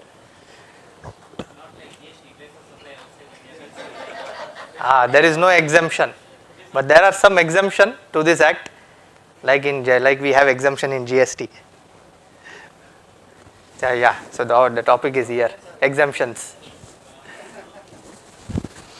So I like this crowd. Whenever you ask question, the next slide comes that. So next is legal proceeding. You are advanced than me. So legal proceedings, yes. Court is summoning someone and they want address to see. That time we cannot go and say consent and all. It is exempted and it will be taken up. Law enforcement. So police using any call records to probe any fraud that has happened, right, or to solve a case, again it is allowed and it is exempted from DPDP. Non-Indian data principle. So your thing is like about storage, it is not there. Breach happens, it has to be borne by the data fiduciary. But non-Indian data principle, Indian company processing any data of outside country citizen, then it is not applicable. You hold personal data, but that country's data privacy regulation will be applicable. So you cannot escape anywhere, either this or that, because almost all the countries have brought up this act now. Mergers and corporate restructuring. This is interesting. I was not expecting that this will be exempted. So if you are sharing any employee or customer data during due diligence process that is happening, when a M&A process is going on, that is exempted. But if it's shared with third party who's doing the due diligence? Yes, that is the case, because mostly due diligence will be done by third party only. It will be exempt. They are telling it is still exempt. But better need to have a, Yeah, but then if that's still exempt, then it's but we should still have a control. There should be a data processor agreement again should be in place to make ourselves secured from all the angle. So that should be there. Generally they will, yes, they will get into an NDA agreement as well. But NDA will not suffice. There should be a particular data protection clause that should be there. Yes, because many people are telling nowadays also we have NDA in place. So data privacy already covered. No, data privacy is a different angle. That is only from confidentiality perspective. But what if the breach happens? What are the obligations from a DPDP Act? Who will handle that? So that also should form part of your NDA.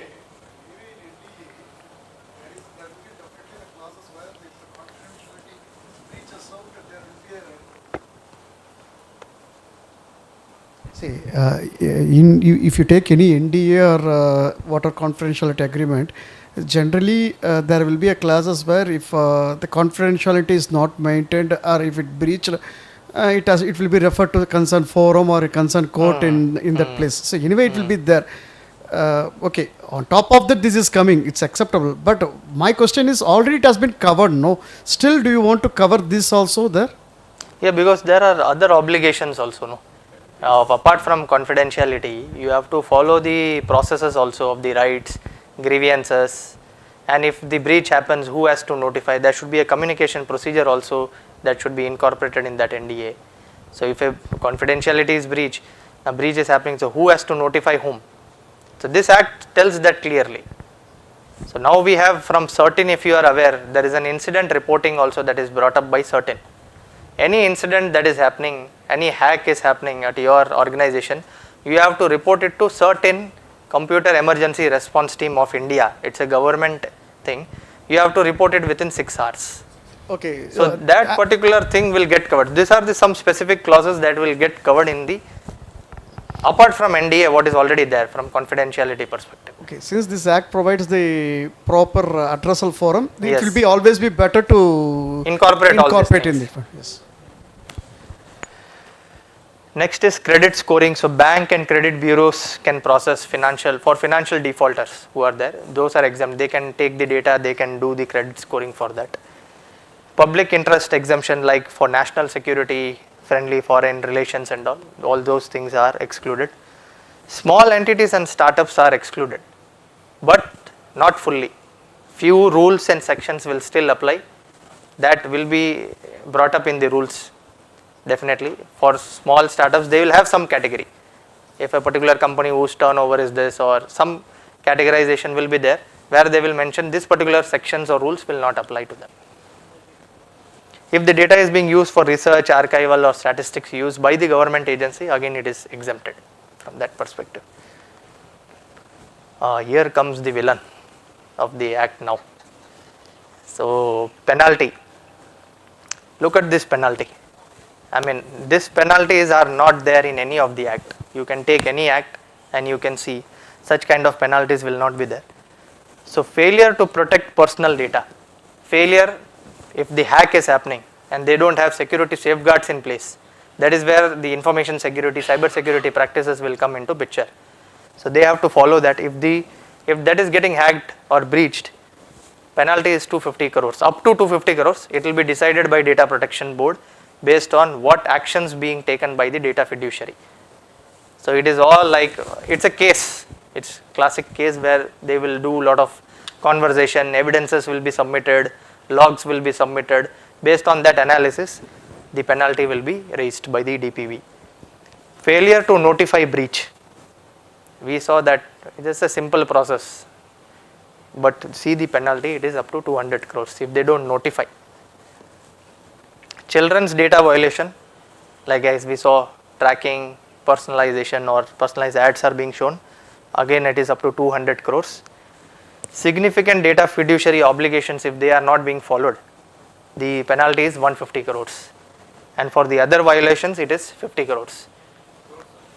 All crores only thousands is there, that is for us.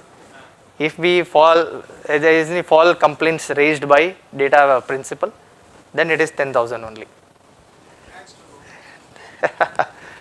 So that is why this act is for us, right? So, but when we tell us, we are also acting from data fiduciary angle also somewhere, and somewhere data principal also. So we have to do income and expense, both we have to do. If we are getting affected from here, then here we have to take some advantage.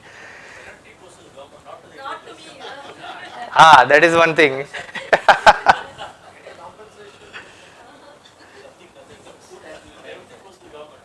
Everything goes to the government, yes, that is true.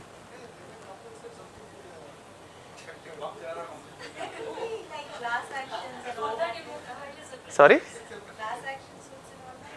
Yeah, will happen, yes. All this different lawsuit will start for this particular thing. As well as to the affected customers? Yes, both. It will be for both. The condition is it has to be informed within 72 hours to both DPB and also affected users. We will see some examples. So fintech suffers hack due to weak security controls. This is a case of reasonable safeguards not in place. Bomb, 250 crores, up to 250 crores. Company delays in breach notification. So breach notification related is not followed, 200 crores. An app tracks children without parental consent. Again, this is a 200 crores breach that is happening. Social media giant ignores SDF audit requirements. So for the auditors, we have more opportunities here to work. So if it is not being followed, 150 crores is the penalty. Startup ignores user request to delete profile. So when I told, right, some rules and all are there for startups, but this is a basic thing. Even for a startup, if someone is requesting, they have to delete the data. There the act will not say, no, you are startup, you are small company, so you can leave it out. Some basic rules will be there. Like if someone is requesting, you have to respond back to something. If you don't do that, penalty will still be there, even for startups and small companies. Citizen file false complaint, then yes, 10,000 is the penalty.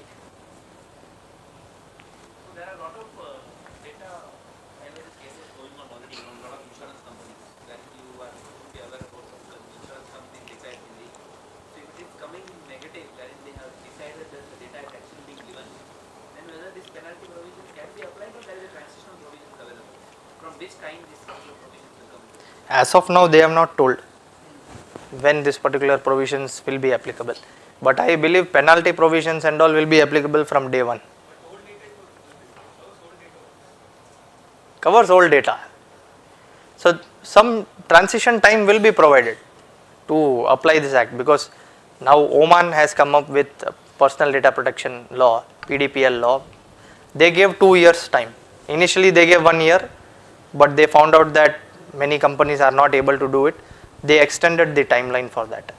So similarly, every country is doing that. Definitely India will also give some leeway time to have this transition, follow the protocols. Only then the filing and the penalties will start after that. Okay, so we are heading towards the end. There are some slides which are important here. So when we were talking about the security practice, yes. So you listed out certain exemptions in the previous slides. Okay, some 8 or 9 items you listed. Yeah. So in that we couldn't see the government bodies.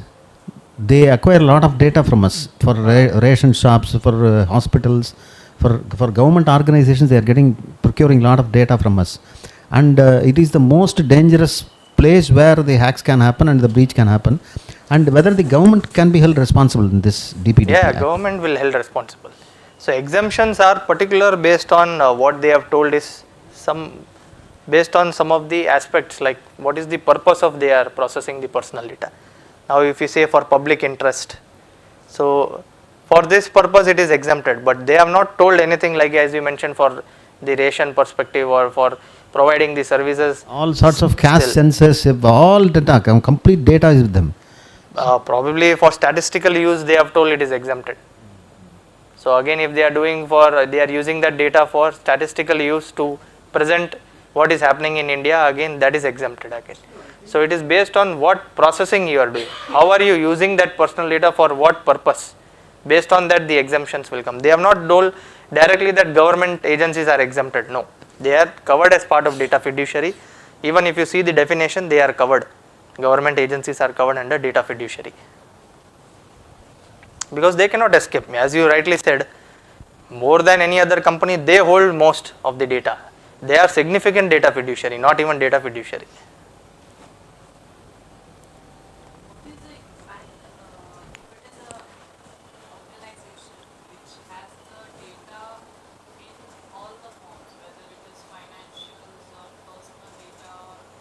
Of data, if it is a huge data in the company, so how is this act gonna have impact on such companies, and what are the measures that the company has to take in perspective looking this act? Because while doing filings and all, obviously there are a lot of compliances issue when it comes to data, but how is this act going to ensure and have an impact on that also? This is for any company, right? I mean, if you take any company, any kind of data that you are holding, it is a personal data, then you have to follow this. That's all. It is as simple as that. So this act is impacting. If you are following that particular data, you are collecting that data for some purpose. It is in digital format. It is applicable to you. That's you have to follow this particular act. So when you say if you have to follow all the obligations that I mentioned here. That you need to have a consent mechanism in place. You need to collect the data only for that purpose. Minimum data you should collect. Whatever data is required, only that you should collect. There should be lawful basis. Why are you processing this data? Have you obtained the consent or not? So all those obligations has to be followed by that particular company.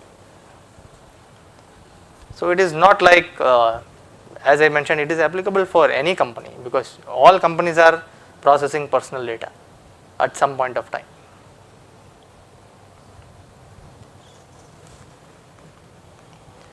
So yeah, these are some security safeguards.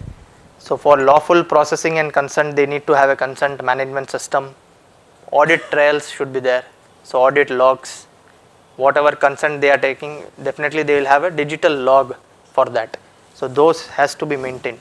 Privacy dashboards for withdrawals. If any withdrawals are being taken for the consent, even that has to be recorded. That is how you will satisfy that particular process. Data minimization, so role based access, collect only necessary field. Yeah.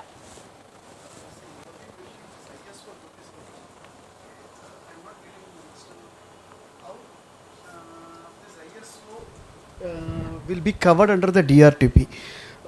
Maybe whether it is DRTP is using this as a guideline or DRTP is specifying that this ISO 27001 has to be implemented like that. No. How far it is both are related? This I am relating only with this security safeguards I have mentioned here, because security safeguards ask you to implement encryption, multi-factor authentication. You need to have firewall in place for network security, endpoint security. You need to have some tools to protect your endpoint like antivirus, USB ports. We use pen drives and all, right? That should be blocked. So those all practices are already been told in ISO 27001. So there's no direct connection, but of course these guidelines will definitely help the companies to perform to comply with the DRTP Act. Yes. Why? Because DPDP Act cannot work alone without security safeguards or without cyber security practices. Cyber security practices is still an umbrella. Under that cyber security, I would say information security is an umbrella. Under that cyber security comes, data privacy comes, because to protect that data you need to follow some of the practices of information security. That is why I have given my reference. This is my opinion. Already there is existing guidelines under one. This is a very matured standard which is being followed for over the years here. 30 years, 40 years it is being followed. Yeah, many corporates are complying. That is the reason. And it is, I have also mentioned ISO 27701 also. 27,000, it is there downstairs here. So 27001 ISMS and PIMS, these are the two standard. Now you would have read the news also. Even 27701 PIMS standard is now standalone standard. Before it was, if you implement ISO 27001 standard, then only you can go for 27701. But now it is not the case. As a standalone practice itself, you can go for this standard. So this standard will help you to give a global presence, that to globally I am following data privacy, and you can use any regulations to over and above that particular standard.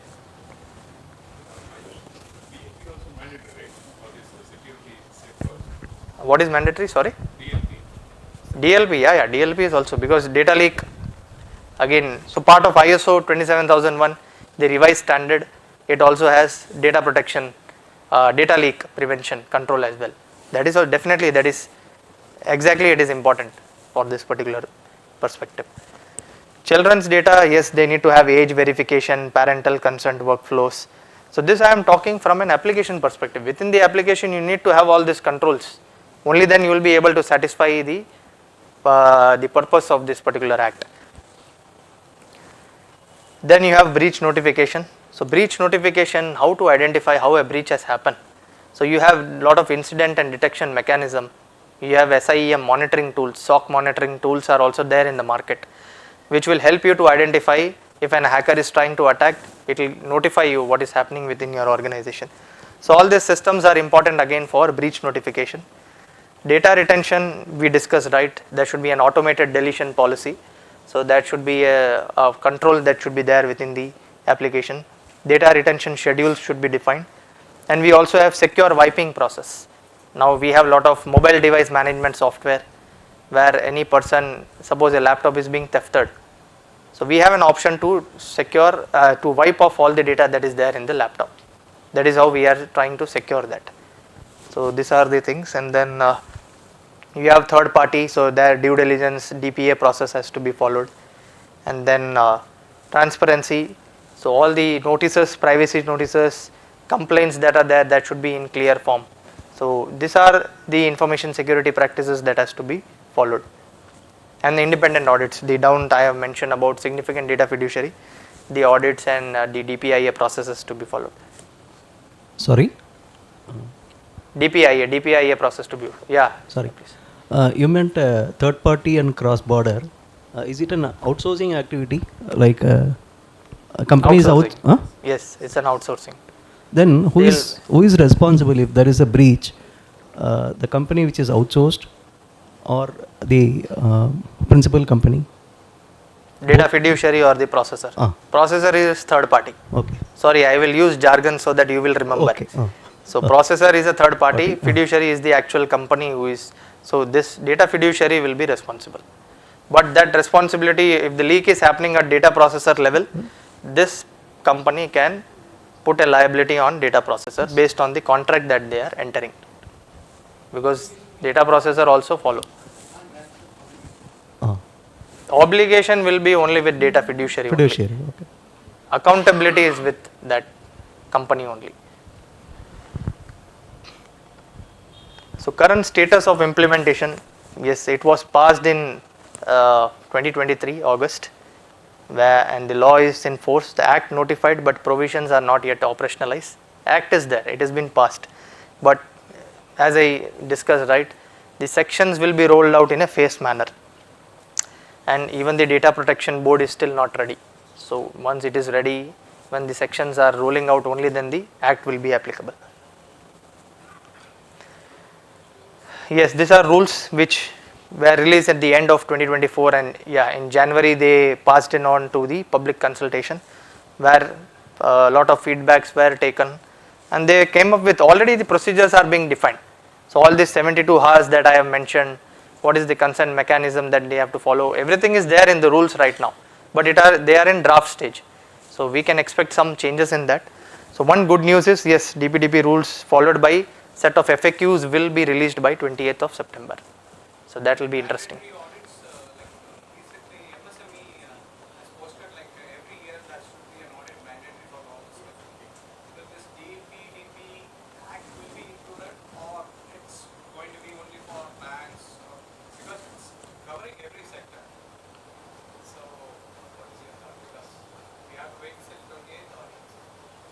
It will be in phased manner, I would say again.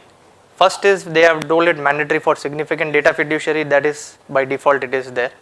But rest of the companies, definitely in a phased manner they will tell that for these companies as well it is mandatory to do the audit for now. But as of now there is no concrete details available on that. But I believe company by self they will come and they will ask for consultations and for audit, because penalties are huge, so they cannot take chance of not having any process in place.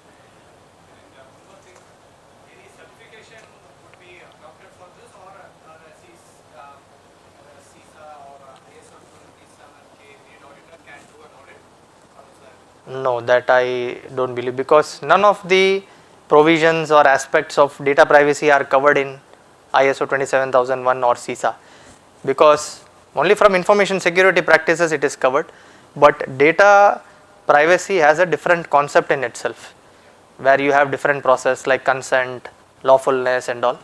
So I believe there is a different certification which is already there, from FDPPI is there, So once you do those certifications, you will be eligible to do audits.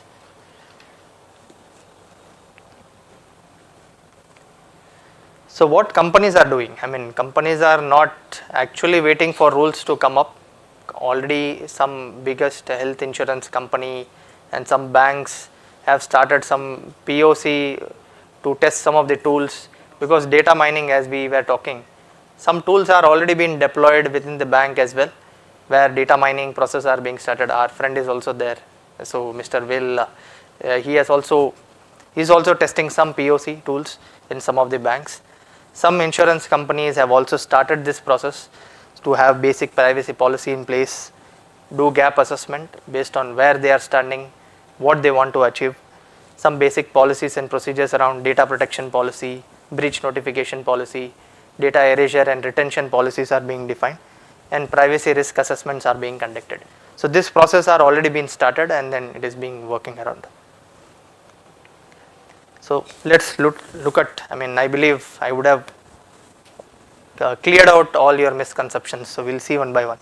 This law stops all data collection. No, it is not stopping. It will still collect, but with a process in place. Only big companies need to comply. No, it is not.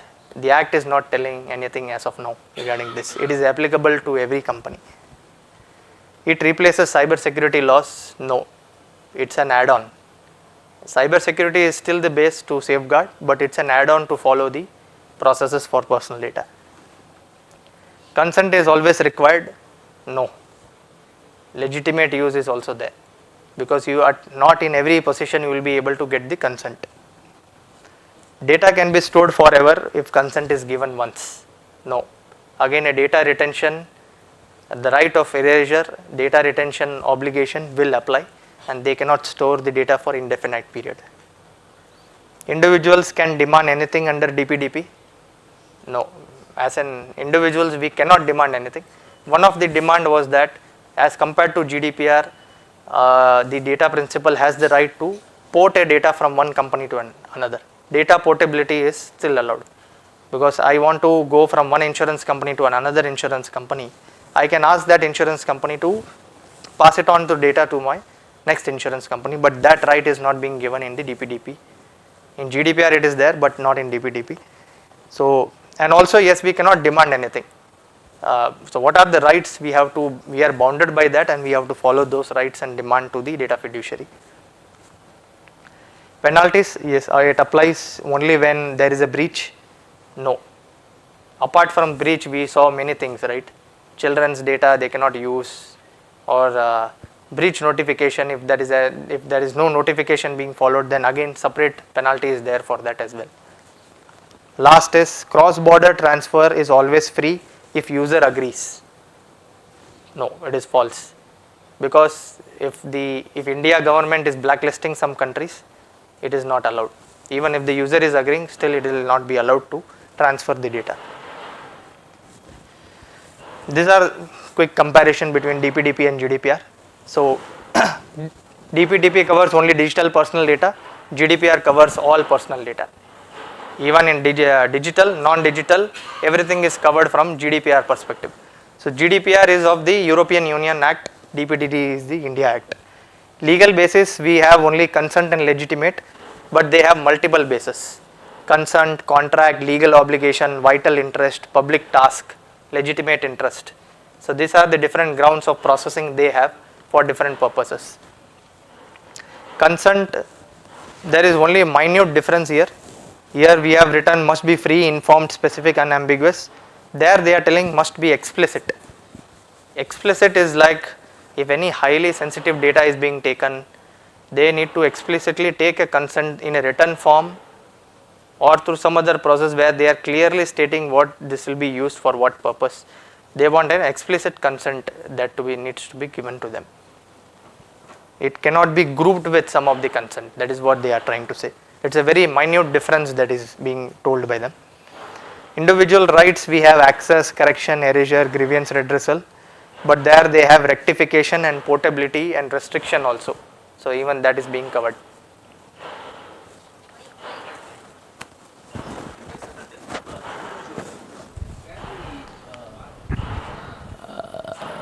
the family members ask for deletion of data from the company. Yes, they can nominate. Right to nominate is there. But if it is nomination is not there, legal Legal heirs, can they heirs. do it? Legal heirs to they can do it. Legal heirs will be able to do it. That we have to prove it that they are the legal heirs, and then they will be able to do it. Is there any provision in the DPDP Act? Yeah, it is there. It is covered in that part. Because nomination, as you said, it is an unforeseen scenes. We don't know when we have to nominate or when we have to do anything. Penalties, it is 250 crores, and here they have told 20 million or 4% of annual global turnover, whichever is higher. So based on that they have, that is why Meta and all, if you see 4% of annual global turnover, that is why their penalties are huge. Okay, so we are in the end of the presentation. So we have some quiz, anyone can answer. Applies to which of the following scenarios? Personal data collected in paper form and never digitized. Personal data collected online from individuals in India by a foreign company offering services in India. An individual processing personal data for purely domestic purpose, like personal contact list. Personal data made public by the individual themselves on a social media. B. That's right.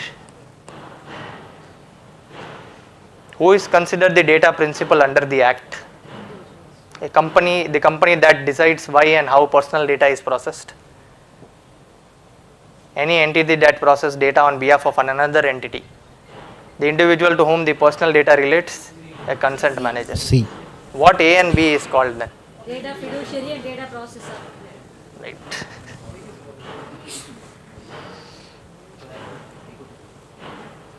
According to DPDP Act, which statement about consent is false? Consent must be free, specific, informed and unambiguous. A data principal can withdraw their consent. Once given, consent cannot be withdrawn by the data principal. Processing of personal data can occur without consent if it falls under legitimate use. All are very sharp. Or I have done a good job. Which of the following is not listed as a certain legitimate use? That is an allowed processing without explicit consent. Processing necessary for a medical emergency involving the individual. Processing of data for the performance of a contract with the individual when the individual hasn't given the consent. Processing by the state for providing a subsidy or service. Processing of personal data that an individual voluntarily provided for specific purpose.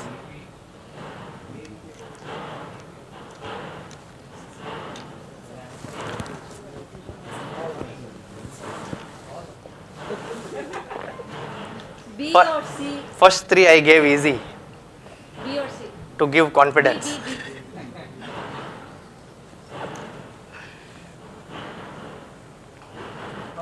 Answer is B.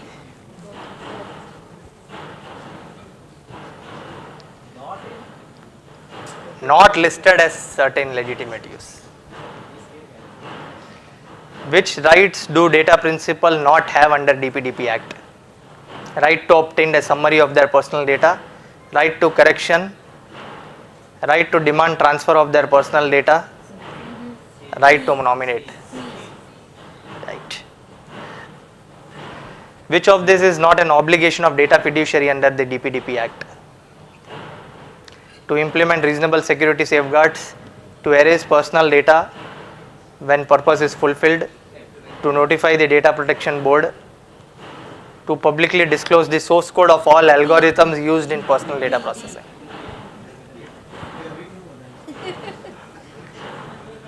D. Under the Act, processing personal data of children below 18 requires consent of child, verifiable consent of child's parent, no specific requirements, only government agency. It's straightforward. Which scenario would not be exempt from data principal rights and fiduciary obligation under the Act? A police department processing data for investigation, a private hospital processing health data of a patient for treatment, an intelligence agency processing data in the interest of national security, a bank processing defaulters' personal data. B or D? D. D. D. Sure. Answer is B. B. Okay.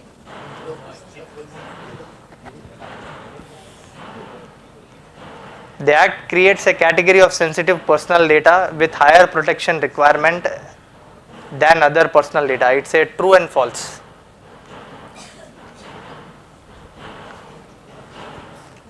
False. Sure. Yeah.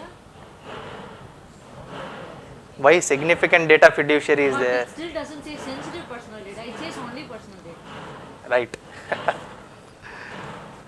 A data principal is entitled to request erasure of their personal data, but the data fiduciary may refuse if the data needs to be retained for legal compliance. Yes. True. Last question. I always keep one extra. If a company fails to implement proper security safeguards and a major data breach occurs, it can face a penalty of up to 250 crores. Yes. True or false? Yes. Right. Yes. Any questions? So, do we have any, like ISO normally has this certificate, they are complied with this standard. Is there any agency where the company can get a certificate they are DPDP compliant? No. Because it is not a certifiable standard, or it's a law that has to be followed. And at any time the breach can happen even if it is certified. That any time can happen.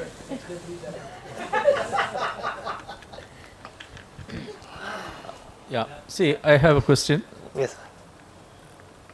Who's going to? Anybody is asking for that? Yeah. No. See, is there any case in Europe where the penalty is levied at the DPDP Act and the company could not pay and filed a bankruptcy? Can they escape?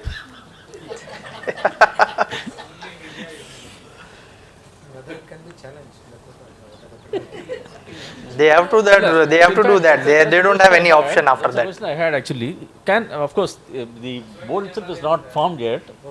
But we have to see all those things have to. Can be challenged. Yeah, obviously It there is can a be challenged. Yeah, it can be challenged. challenging. And see, other question is, what about the insurance where the company can take to protect against all these risks? Of course, India is too early, but European experience or examples you have? In India we have.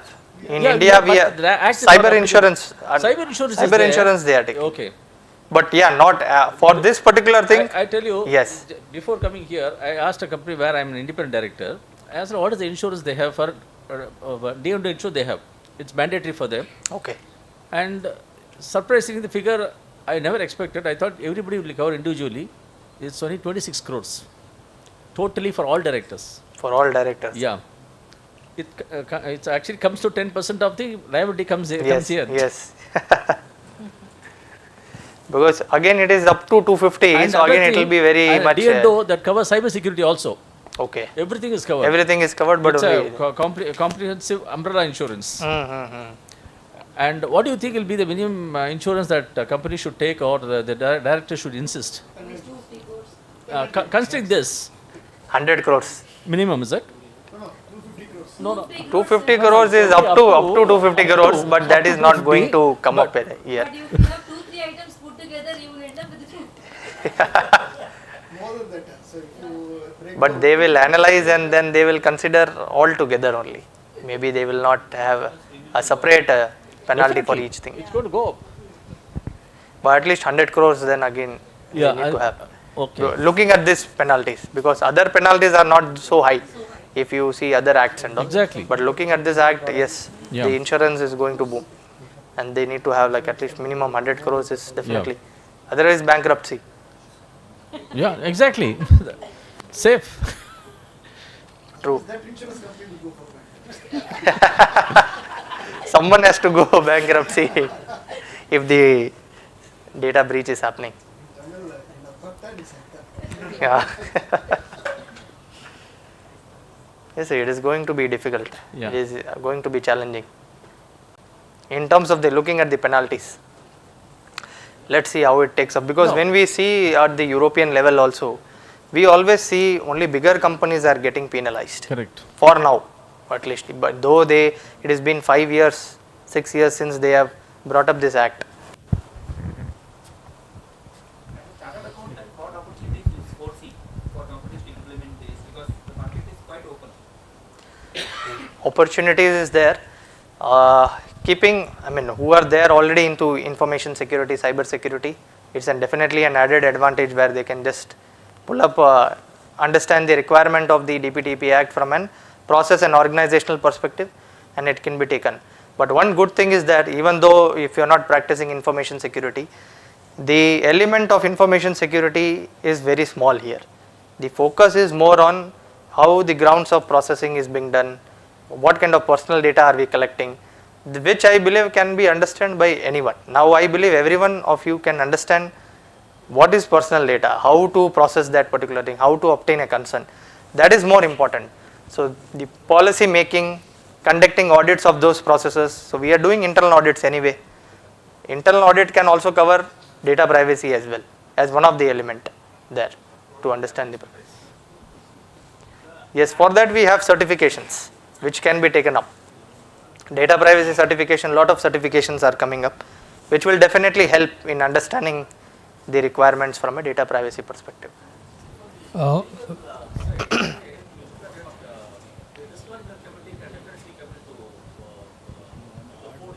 Mm. But this committee, as far as the listed company is concerned, it is restricted only to top 1,000. Do you think is that top 1,000 in terms of market cap is weaker?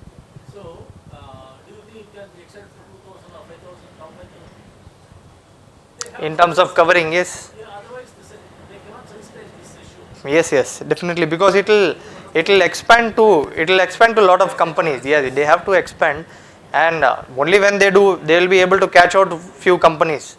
Otherwise, if they restrict to only fewer companies, it is going to be difficult, because the practice has to come from there. That is where the other companies are also, because the top 1,000 companies or whatever is there, they are actually giving businesses to the lower companies as well, right, in some or other manner.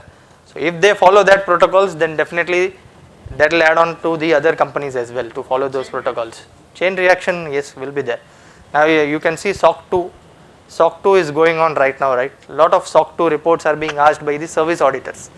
Why? Because they are outsourcing some services, so they are telling that you should be secure enough, only then I can outsource some services.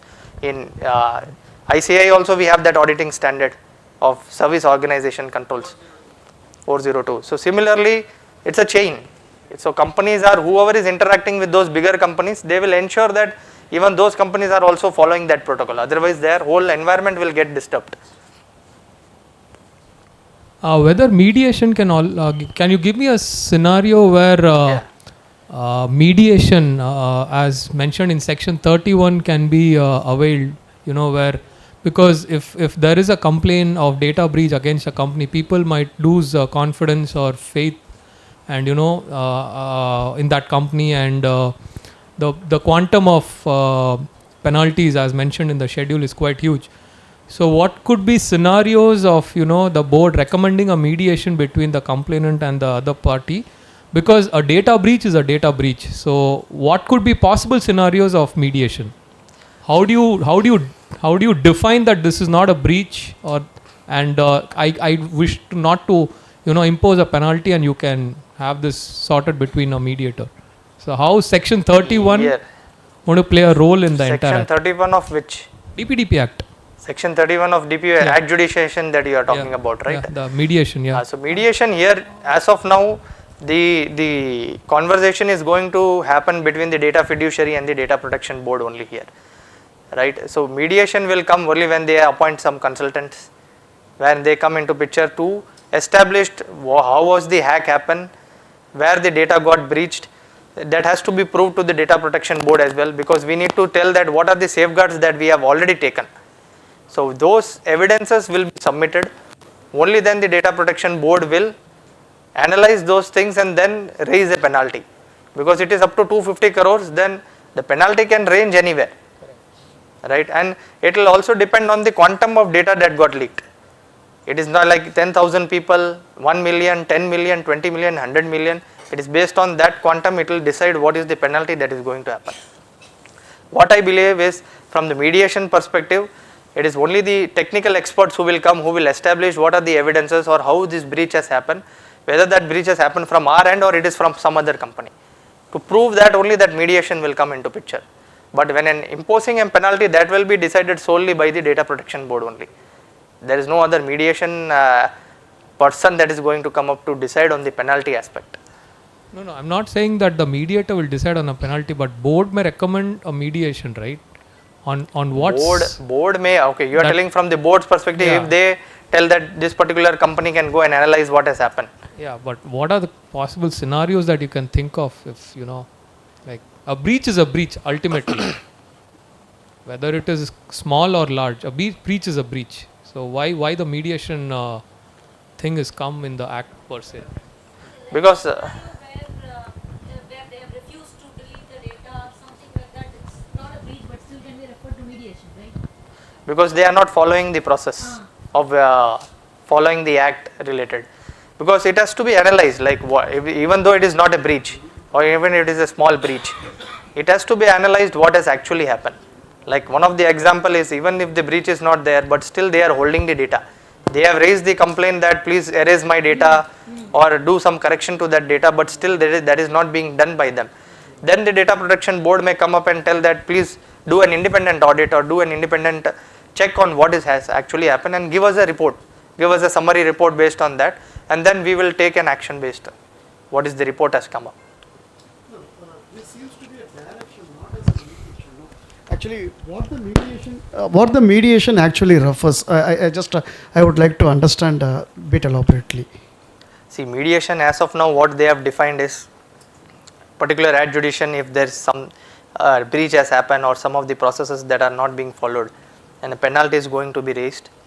In that case, what is the actual incident that has happened? That has to be mediated, that has to be seen by an independent third party, right? The act is not defining much about that as of now, because in the rules, those processes will be defined in detail what actually that mediation has to do. Okay. What are the scenarios, possible scenarios where a mediation will come into picture? So that currently in the act they are not telling, because act is just a 20-page act. Oh, okay. Probably those rules may become act in future. Rules will support the act to elaborate more on mediation, consent management, obligations for significant data fiduciary, how to register your consent management as an independent centralized agent. Everything those will be mentioned in the rules. Okay, so if it is the case, if the DPDO is imposing some penalty, then there won't be a question of mediation, isn't it? So then if it is the case, suppose example there is a breach has happened, okay, and DPDO is in a opinion to put penalty of 100 crores. If you take it as an example, then if it is the case, DPDO will never refer for any mediation or anything. If they have imposed the penalty, then it is yes. Where there is they are not able to come to a reasonable conclusion. Yes. That is where the mediation will come into picture. It's a sort of seeking in some expert opinion advice or anything like that, opinion. advice like that.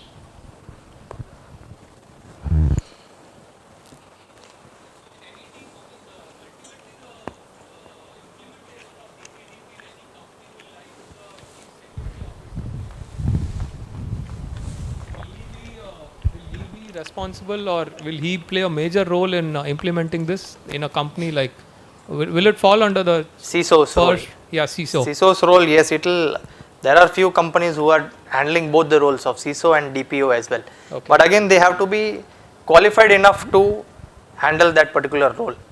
And it will be on the top management to decide whether that particular CISO can handle that DPO role as well. Because here the obligations and the requirement are different as compared to CISO. CISO can only focus on the security aspect. Correct. But what about the obligations and the requirements from the standard perspective, whether that is being followed or not? That once the person is qualified to be a DPO can only handle that role.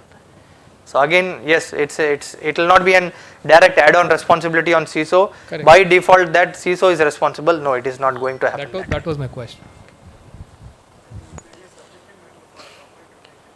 Yes. Because if there is experience, so then it may be referred as Yes.